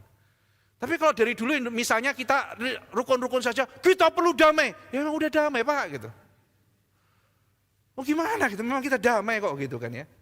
Jadi figur yang kuat dan kasar menarik kalau bangsa terancam. Tapi kalau bangsanya baik-baik saja ya figur yang bisa membangun, yang bisa bikin stabil ekonomi, yang peaceful gitu ya. Ditambah budaya lokal kita kan mengharapkan figur ketimuran, bapak yang sopan, yang santun, yang elegan kan biasa yang begitu saudara. Itu yang menurut studi seperti itu yang saya baca gitu ya. Nah ini masalah ketepatan waktu. Nah, Ellul mengatakan kita harus memuji Stalin. Stalin tuh bisa kampanye damai sekaligus nakut-nakutin rakyatnya bahwa lagi mau ada perang. Oh, itu hebat. Kita mesti damai, tapi rakyat itu ketakutan gitu. Kita lagi perang gitu. Nah, jadi dia bisa menciptakan itu gitu ya. Berbagai postur meyakinkan bahwa kita sedang ada ancaman perang padahal tidak ada ancaman perang gitu ya. Nah, jadi menurut Ellul, waktu ini sangat penting ya. Jadi kalau misalnya orang itu sudah tidak waktunya lagi, maka isu itu tidak akan digagas oleh orang. Dan para propagandis juga harus memanfaatkan mengenai waktu ini ya. Jadi kalau misalnya ada kesalahan, enggak usah takut.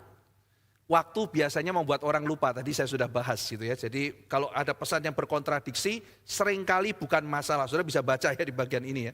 Karena sebagian besar orang lupa dalam hitungan minggu. Kalau masih ingat terus bombardir kata dia. Dibombardir sama yang baru, pelan-pelan juga lupa kok. Yang dulu dia ngomong apa. Yang diingat yang baru. Ya. Jadi hujan propaganda itu bisa membuat yang dulu itu sudah tidak relevan. Oh orang itu mungkin juga bisa berubah dan sebagainya. Oke, nah sekarang saya akan masuk mengenai satu isu yang terakhir saudara. Saya langsung lompat bicara mengenai dua tujuan propaganda. Ini mungkin yang relevan juga. Dua tujuan propaganda, tolong diganti. Biasanya ada dua tujuan propaganda yang dilakukan oleh baik Mao Zedong, Stalin, Lenin, Hitler. Yang pertama saudara, propaganda agitasi. Propaganda agitasi, agitation. Membangkitkan semangat, tapi dalam hal ini dalam pengertian ini adalah membangkitkan semangat untuk lawan, saudara. Dan sebetulnya kata dia, emosi yang paling dasar dan paling cepat responnya itu kebencian. Mengganyang kelompok tertentu. Wah, itu kalau bisa dimainkan sangat ini ya, sangat baik. Nah, agitasi ini sering dipakai, saudara. Pemerintah Roma sering pakai agitasi. Lenin, ya kan?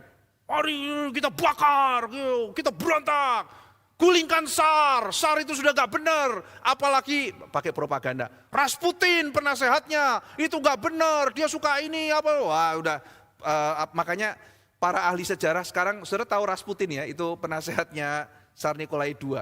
Itu ketika membaca sejarah Rasputin sekarang komennya tuh bilang gini, kayaknya nggak sejahat itu deh Rasputin. Ingat loh, ini zaman Lenin begitu. Jadi sekarang ada usaha untuk, ya Rasputin itu memang nggak benar, tapi maksudnya nggak sesetan itu. Nah, kenapa para sejarah mengatakan kenapa Rasputin jadi seperti setan begitu? Saya baca juga dari fotonya udah kayak setan, matinya kayak setan gitu kan ya. Jadi semuanya saudara, kerjaannya, ajaran kayak setan gitu. Dia bilang supaya rakyat percaya kenapa SAR ini harus digulingkan. Ya karena penasehatnya aja si iblis itu sendiri gitu. Wah, saya waktu baca itu, saya selama ini baca Rasputin, baru kali ini ada baca sumber yang berbeda.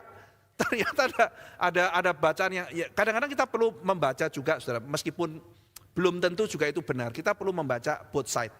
Ya ada dan kritikannya masuk akal juga. Iya ya, kalau selama ini kita harus berhati-hati dengan propaganda. Kenapa kita selama ini nggak berpikir ya bahwa ini juga merupakan satu propaganda dari pihak lawan gitu.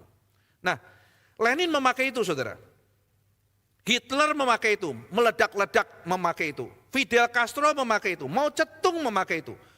Membangkitkan perlawanan. Kita nasionalis, kita itu melihat ancaman, mari kita lawan, mari kita benci, mari kita hantam. Nah, ini menyatukan untuk perang dan sebagainya. Jadi kebencian adalah daya tarik yang bisa dimainkan dan gerakan revolusioner gampang diledakkan. Yang celaka, saudara, kita sama-sama di pemilu kali ini dibilang paslon nomor 1, hai semua bersatulah, kita ganyang paslon 2, celaka saudara. Hai pengikut paslon 2, mari kita ganyang paslon nomor 3. Jangan mau digituin saudara ya, ini namanya agitasi. Ya kan, terus cari-cari kelemahan, diserangin dan sebagainya. Nanti saya akan kasih tahu kenapa kita jangan ikutan mindset seperti itu. Kita udah belajar banyak dari pemilu yang lalu sih saudara. Nah, jadi gerakan revolusioner itu intinya begini. Ada kebencian terpendam, ada ketidakpuasan, itu diledakkan aja. Kamu tahu nggak kenapa kamu miskin? Ya jelas kamu miskin, kamu ditribulin sih, gini. Oh kurang ajar, siapa jadi biang keroknya? Itu dia biang keroknya. Mari kita hantam, yo saya kan mendukung kamu gitu. Nah gitu kan. Jadi ini harus dihancurkan, kenapa? Karena orang ini sangat berbahaya bagi bangsa kita. Harus kita enyahkan, mari kita lawan. Nah celaka saudara. Terus akhirnya suami sama istri karena beda pilihan politik diem-dieman gitu ya. Anaknya yang kasihan, ya kan? Anaknya juga, saya juga mau ikut paslon ini. Kamu belum bisa milih, nah oh iya gitu ya. Masih kecil gitu ya, belum punya pilihan politik. Jadi kasihan gitu kalau kita akhirnya jadi termakan propaganda agitasi itu. Jadi saya ingatkan ya bagi orang-orang Kristen yang ada di sini, kita boleh beda, mari kita hormati pilihan orang lain. Pilihan saya tuh belum tentu juga paling benar saudara, saya bisa salah milih kok gitu. Jadi gak usah Pak Ivan pilihannya apa, enggak perlu kayak begitu saudara. Saya juga kadang-kadang bisa bodoh, bisa kemakan propaganda, bisa apa, kan begitu kan ya. Jadi mari kita menghormati pilihan orang lain. Ya kan, cuma saya gak mau kasih tahu saudara. Karena takutnya nanti kalau saya ngomong orang-orang ikut-ikutan atau apa begitu, enggak perlu lah. Dan dianggap saya memihak, terus yang enggak saya pilih musuhin saya gitu ya. Jadi gereja terpecah buat apa kayak begitu gitu ya. Itu agitasi saudara, itu permainan agitasi dan itu dipermainkan. Jadi permainan sentimen ras, agama, ya nasionalisme itu rentan dipermainkan saudara. Janji kebebasan, keadilan, kemakmuran, kamu kalau ikut saya ganyang dia akan makmur. Bahkan itu bisa menjadi validasi untuk membunuh. Kita kalau nggak ada dia pasti makmur, mari kita ganyang. Wah membunuh saudara. Hati-hati. Nah, celakanya begini saudara.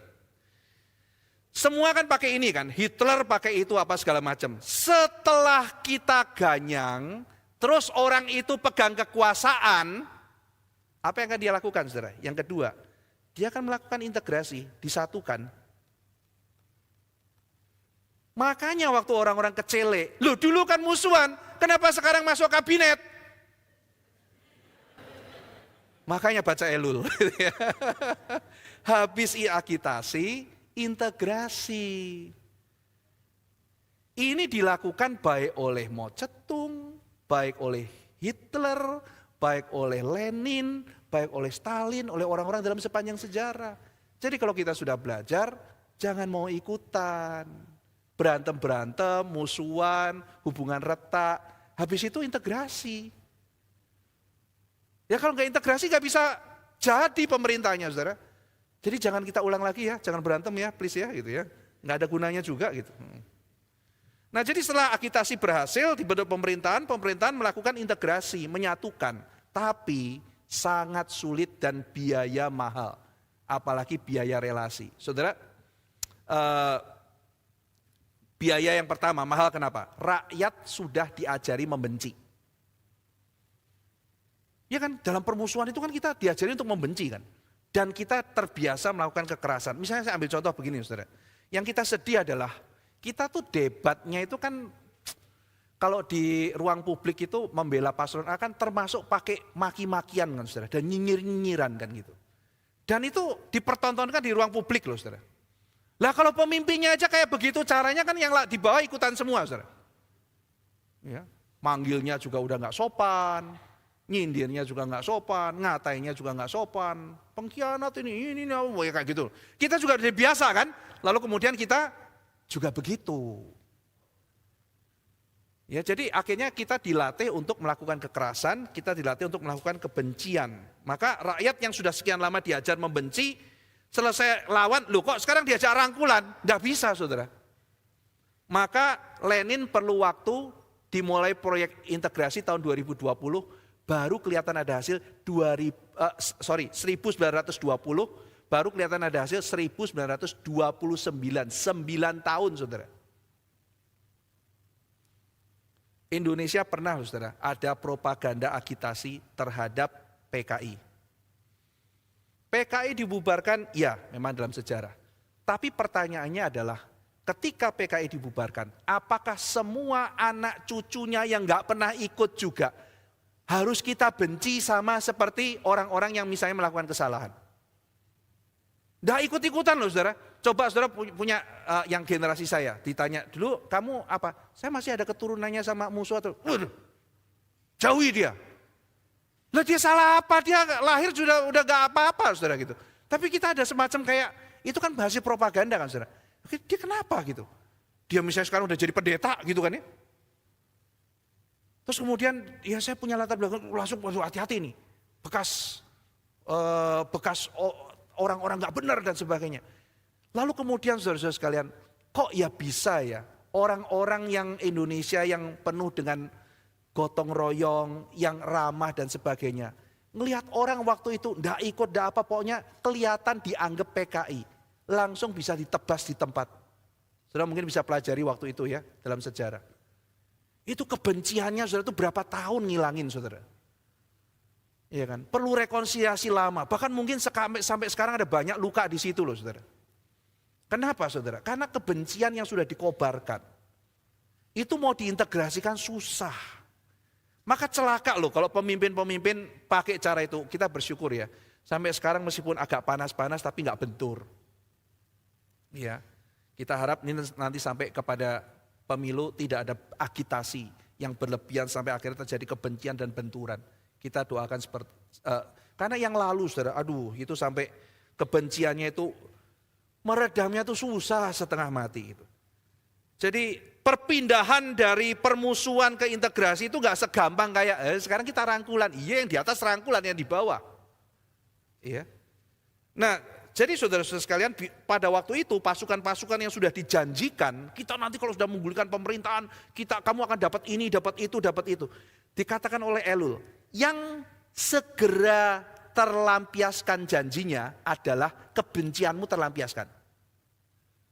Selain dari kebencian terlampiaskan, kemakmuran, kekayaan, Indonesia emas dan sebagainya, tunggu dulu. Nah itu membuat orang gak puas. Nah ini harus segera dirangkul, dikasih ini, kasih itu, diarahkan ke sini dan ke situ. Kalau enggak, kebenciannya akan meluas. Maka harus cepat-cepat dilakukan integrasi.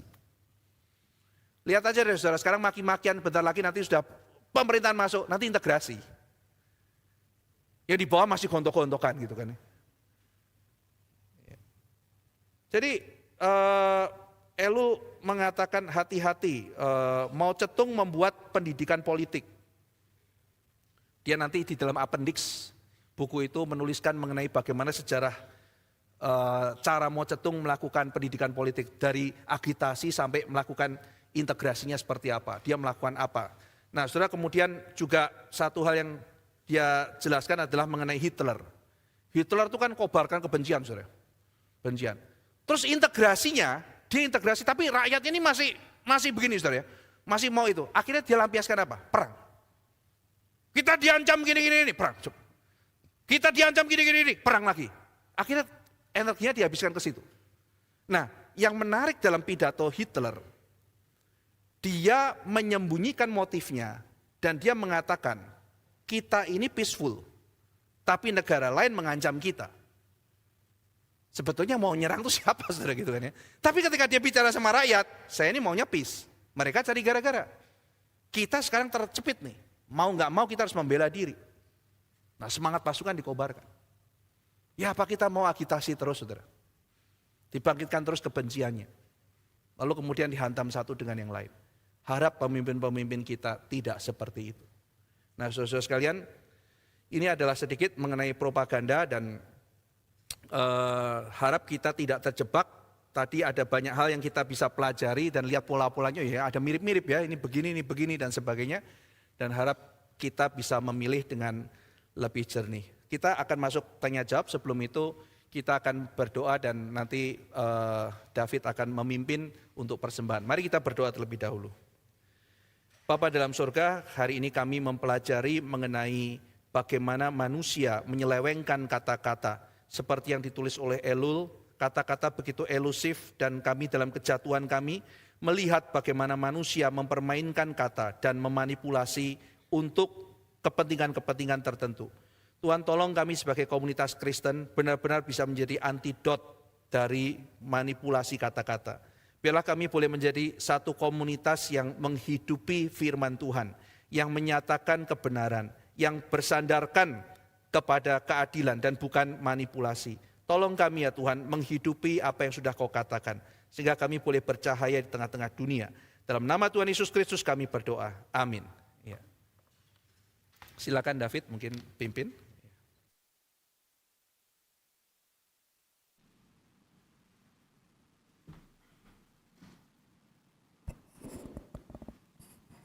Ya, demikianlah pemaparan yang telah disampaikan oleh Pendeta Ivan, dan semoga itu menjadi sedikit pencerahan bagi kita untuk bagaimana kita dapat memilih di dalam waktu yang sebentar ini. Ya, sekarang kita akan memberikan persembahan dan kita akan menyanyikan lagu yang ketiga sambil persembahan dilaksanakan.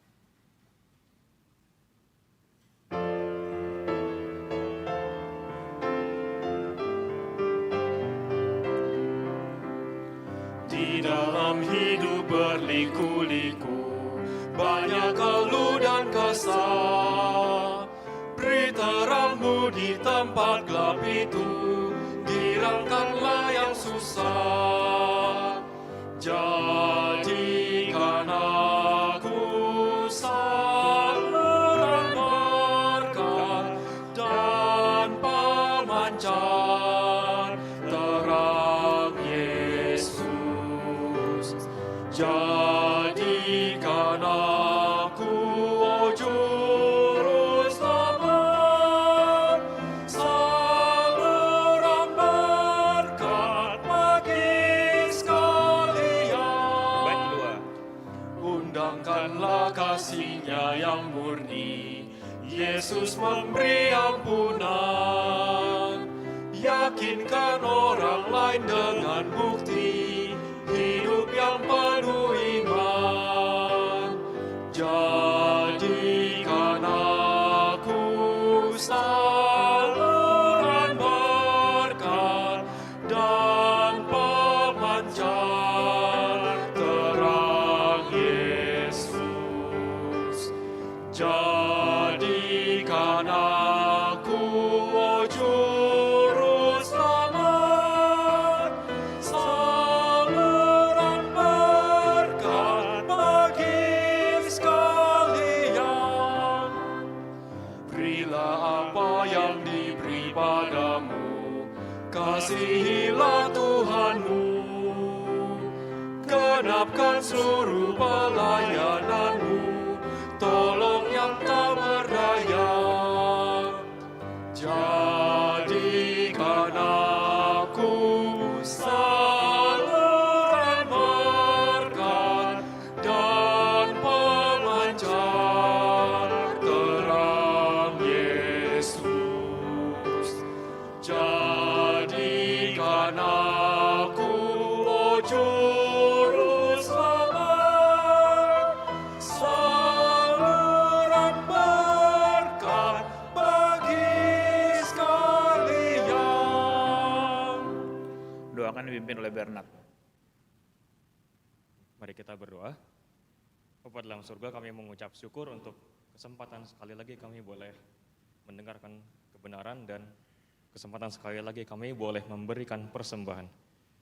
Kami berdoa kiranya Engkau berkati persembahan ini supaya boleh menjadi sebaik-baiknya manfaat bagi gerejamu. Terima kasih Tuhan.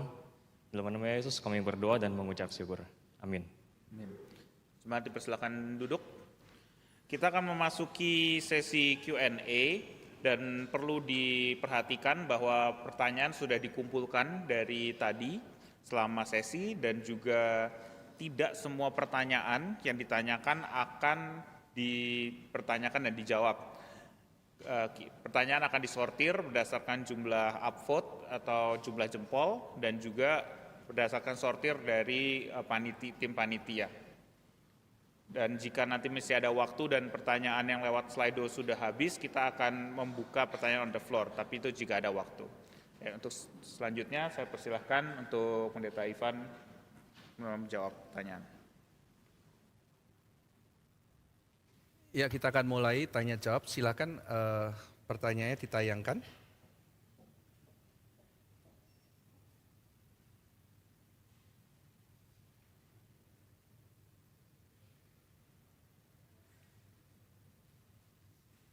Setiap pihak melakukan framing dan kita tidak tahu mana yang benar. Jadi bagaimana mengetahui wujud sebenarnya dari masing-masing paslon. Kita mesti, Elul mengatakan paling tidak ya, kita mesti tahu nomor satu, media itu tidak netral.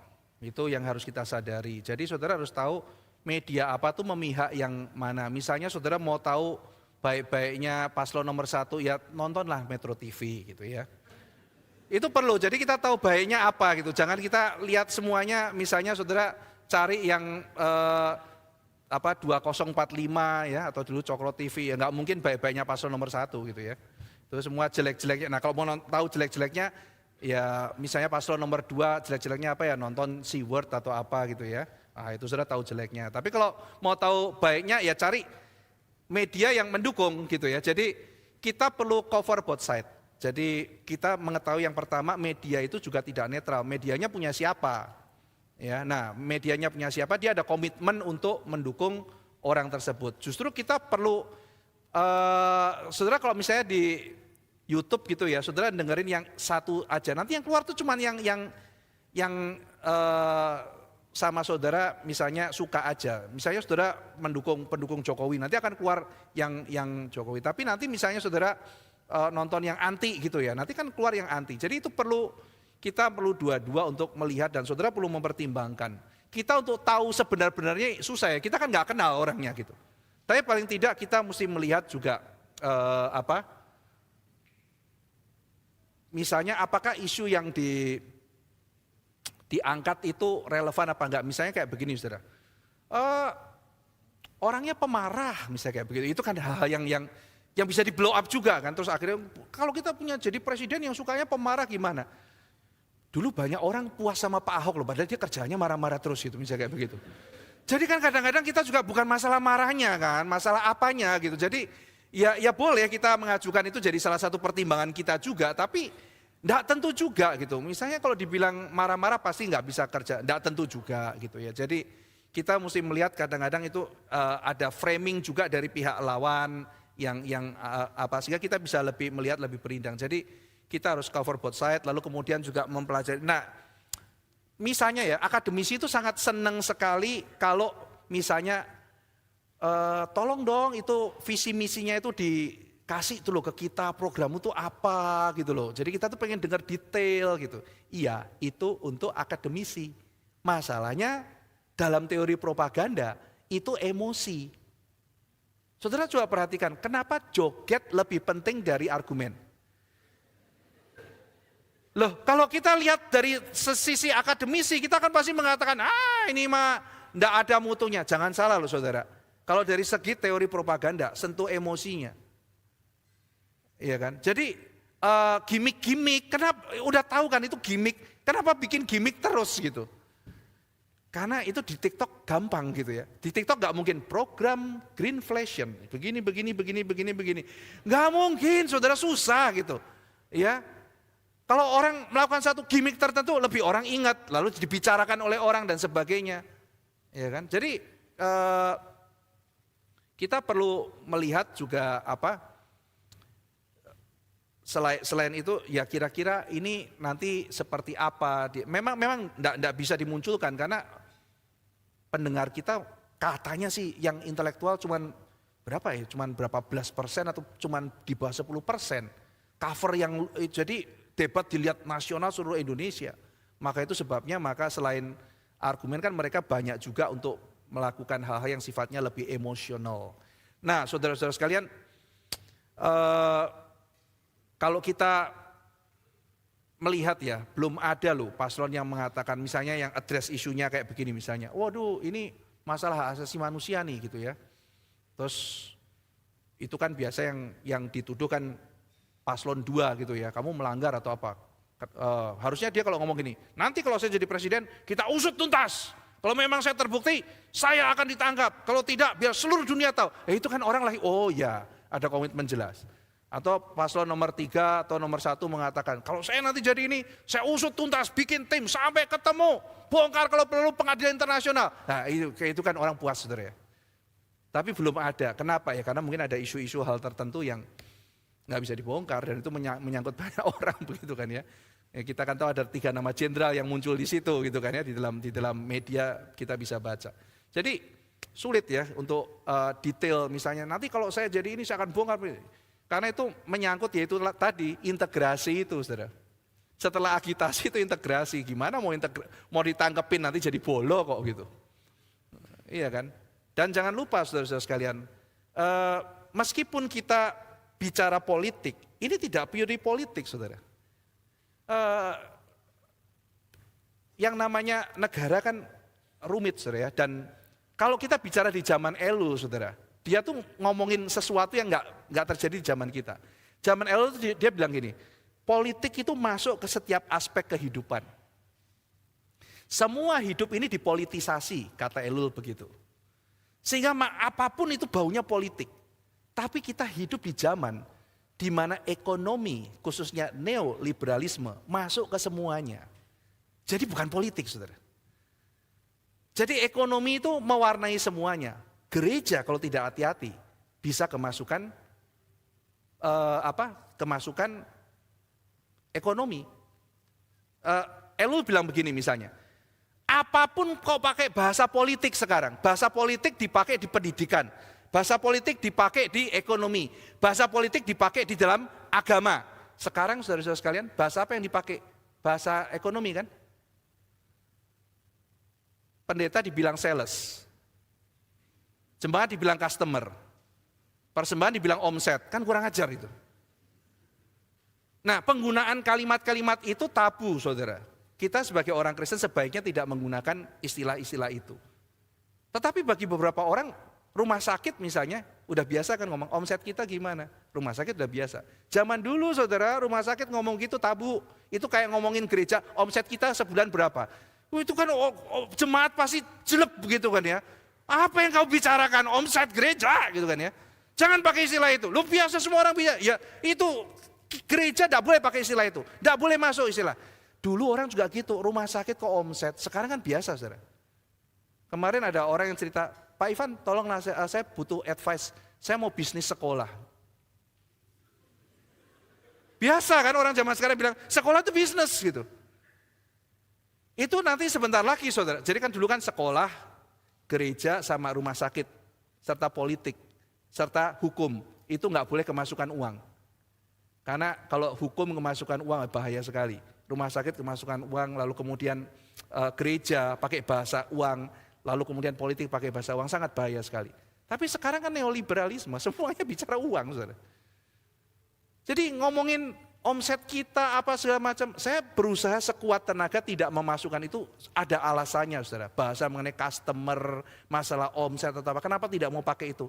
Karena ya itu, menjaga supaya tidak kemasukan, meskipun cepat atau lambat, kita harus berjuang mati-matian untuk melawan arus. Arusnya begitu sekarang. Nah sekarang saya bicara begini saudara. Politik kita kan yang nunjang siapa? Partai kan saudara ya. Dalam filsafat politik kita, motornya itu kan apa? Partai. Pendidikan politik harusnya kan di partai. Lah partai hidup dari uang mana saudara? Nah itu pertanyaannya kan. Uang dari mana partai? Partai harus cari duit sendiri kan. Nah itu dari mana? Ya kan dari kadang-kadang CSR. Ada orang-orang yang punya kepentingan. Ya kan. Saudara tahu nggak ada profesi namanya kontraktor partai? Nah itu ya. Jadi yang bagaimana membantu berdirinya partai, tanam uang di situ. Nah kalau dia tanam uang di situ, dia kan punya kepentingan. Ya. Dan dia nggak tanam uang di satu partai, dia di banyak partai. Karena dia siapapun yang menang, dia harus bisa dapat kepentingan. Nah kalau sudah kayak begitu lebih kompleks lagi. Mau pilih siapa? Waduh ini sudah bicara hal yang lebih luas lagi. Jadi politik tuh kadang-kadang kita nggak purely semata-mata bicara mengenai politik saudara. Tapi di belakang itu nanti siapa, untuk kepentingan apa, bisnis apa. Ya. Saudara baca kan cerita mengenai politik, kampanye dan cuci uang, gitu kan ya. Uangnya dari mana, gitu kan ya. Jadi ini kesempatan kerja bisnis-bisnis yang nggak benar lewat cuci uang di situ. Sekalian nyumbang, sekalian bersihin uang, ya. Ada juga yang mau titip kepentingan macam-macam, saudara. Jadi spektrumnya luas sekali, ya. Jadi memang tidak mudah untuk menentukan. Tapi yang pasti kita mesti banyak lihat dari banyak sudut, jangan hanya satu media saja. Oke, kita lihat pertanyaan berikutnya. Apa pendapat Bapak terhadap golput? Apakah golput sama dengan tidak bertanggung jawab? Bagaimana dengan orang yang sudah meneliti tiap paslon namun tidak menemukan yang baik? Iya, saudara sekalian ya. Golput itu adalah sebuah konsekuensi dari demokrasi. Jadi kan kita menganut demokrasi. Kalau kita menganut demokrasi maka orang juga berhak untuk golput.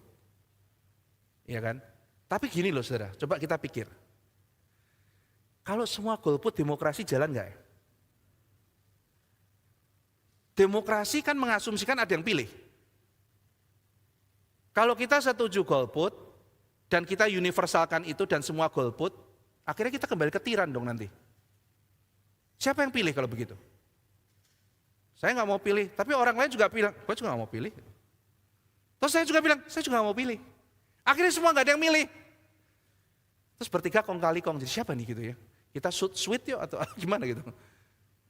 Jadi justru karena demokrasi, justru harus ada yang pilih gitu. Jadi golput tuh mungkin pilihan terakhir kali ya gitu. Saya mungkin setuju golput kalau saudara di tahun-tahun pertama pemerintahan kita kan kita sudah tahu saudara ya. Siapapun yang dicoblos, kita udah tahu siapa yang menang gitu.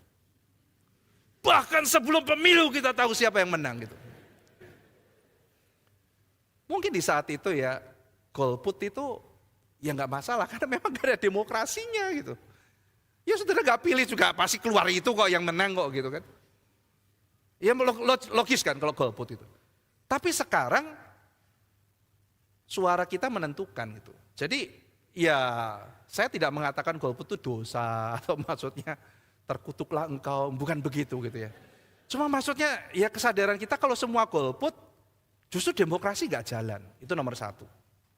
Yang nomor dua gitu, kita golput gak golput sebetulnya saudara ya, siapa tahu ternyata dengan kita memberikan suara, pilihannya benar. Siapa tahu gitu, kita kan gak tahu, apalagi saudara milihnya sambil doa gitu. Ya kan kita kan menyerahkan sama Tuhan kan gitu ya. Siapa tahu doa saudara didengar oleh Tuhan dan suara saudara dipakai, kita kan masih punya Tuhan saudara. Karena kita bingung Tuhan yang mana Tuhan, pilih saya tidak pinter, saya tidak apa Tuhan, tapi saya mau berpartisipasi dalam demokrasi, itu juga nggak salah. Kita doa sama Tuhan, Tuhan minta petunjuk, saya sudah mencoba sekuat tenaga tapi nggak tahu. Kalau salah ya ampuni saya Tuhan. Saya percayakan kedaulatan Tuhan untuk memimpin gitu ya. Jadi saya sebagai orang yang masih mau ada demokrasi di Indonesia, pasti menganjurkan jangan golput, gitu ya. Tetapi kalau saudara pun mengatakan, pokoknya saya mau golput, ya sudah gimana? Ya saya nggak akan mengatakan terkutuklah kok, tidak akan bakal gitu ya. Ya itu pilihan saudara, cuman sebagai pilihan yang rasional, sebagai seorang demokrasi ya kita memilih, kita menggunakan hak pilih kita. Jadi ya saya mendorong, yuk kita maju ke tempat pemilihan umum, kita tidak golput, kita bertanggung jawab, kita berdoa sama Tuhan, pilih gitu ya. Ya kalau masih nggak tahu boleh nanya anak atau nanya siapa, lu milih siapa gitu ya, yang lumayan melek politik gitu ya. Iya enggak apa-apa gitu. Oke, pertanyaan berikutnya mungkin terakhir ya. Apakah Paulus melakukan propaganda saat dia bilang dia menjadi orang seperti Yahudi supaya bisa memenangkan orang Yahudi? Tidak ya, dia melakukan inkarnasi. Tidak ada manipulasi sama sekali. Dia tidak menjadi orang Yahudi dalam pengertian dia tiba-tiba mau menyenangkan orang Yahudi. Tidak, tapi dia berbicara dengan pola berpikir orang Yahudi. Saudara perhatikan begini ya, kita lihat aplikasinya saja dalam Alkitab. Alkitab tulis apa mengenai Paulus waktu memberitakan Injil. Ketika dia bicara di sinagoge, dia bicara Abraham, dia bicara Musa. Kenapa? Karena orang Yahudi tahu itu Musa siapa. Tapi ketika Kisah Rasul pasal 17 dia bicara di Areopagus, enggak muncul Abraham di sana, enggak muncul Musa di sana. Mereka enggak ngerti orang Yunani. Bicara apa? Dia kutip Aristippus, seorang filsuf di sana. Ya, dia kutip pemikir-pemikir Stoik di situ. Dia mengatakan, bukankah di antara pujanggamu ada yang mengatakan kita semua ada, semua hidup ada di dalam tangan Tuhan? Dia bicara mengenai pola pikirnya orang Yunani. Dan di situ endingnya adalah dia memperkenalkan Kristus. Nah itu yang dimaksud ketika aku sama Yahudi, aku seperti orang Yahudi. Ketika aku Yunani, seperti orang Yunani. Bukan dia mau menjadi bunglon.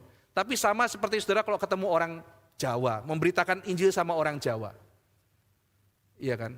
Saudara ajak dia konfrontasi. Ini kan orang model dialektika Hegel gitu ya, tesis antitesis. Ya orang itu nggak akan ngelawan saudara, dia akan bilang iya terus. Percaya nggak Yesus paling benar? Percaya. Mau percaya Yesus? Mau? Mau didoakan? Didoakan ya baik, silakan mau doa. Ya. Pulang dari situ, wes nggak usah digagas orang gila gitu.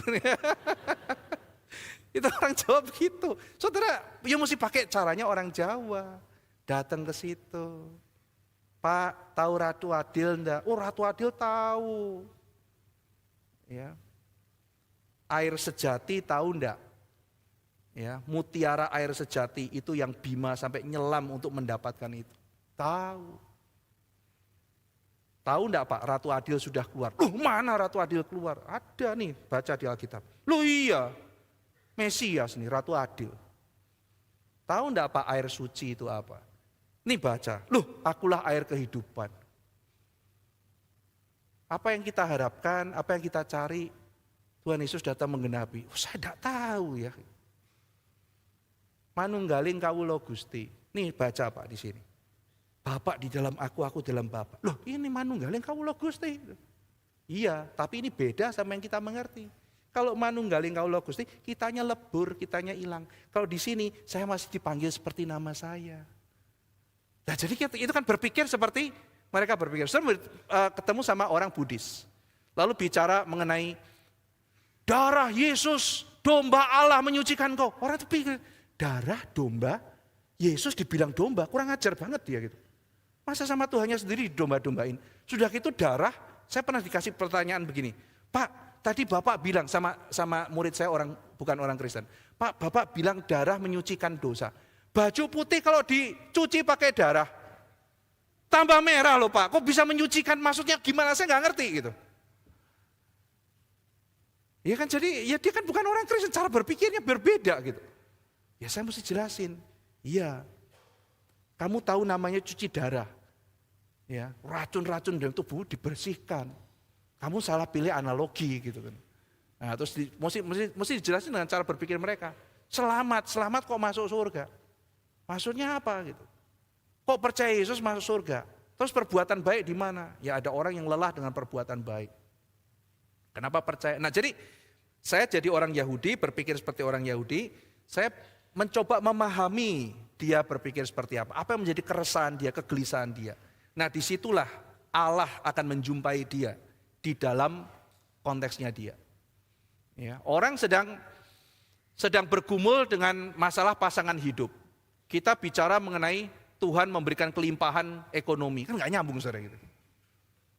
Ya. Wah, kayaknya kita pembicaraan nggak connect gitu kan ya. Jadi orang sedang bergumul apa, kita masuk di dalam itu yang maksud Paulus. Gitu. Baik, waktu sudah lewat, sudah jam 6:05, hari ini kita akhiri. Mari kita tutup dalam doa.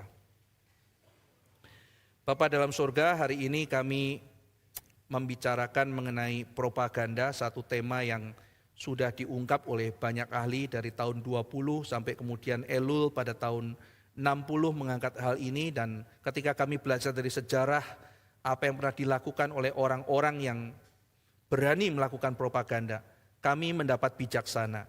Kami boleh melihat pola-pola yang berulang dan tolong kami tidak terjebak jatuh lagi di dalam hal-hal yang sama di tahun-tahun mendatang. Kami boleh lebih bijaksana, boleh lebih memahami cara orang-orang yang melakukan propaganda berpikir, sehingga kami tidak dijebak dan tidak gampang untuk jatuh. Dan sebagai komunitas Kristen, biar kami bercahaya dan menjadi terang. Terima kasih ya Tuhan untuk berita pada hari ini. Dalam nama Tuhan Yesus kami berdoa. Amin. Ya. Saudara, demikian seminar pada hari ini. Dan sebelum pulang jangan lupa jabat tangan satu dengan yang lainnya. Dan sampai berjumpa di dalam seminar berikutnya. Tuhan memberkati.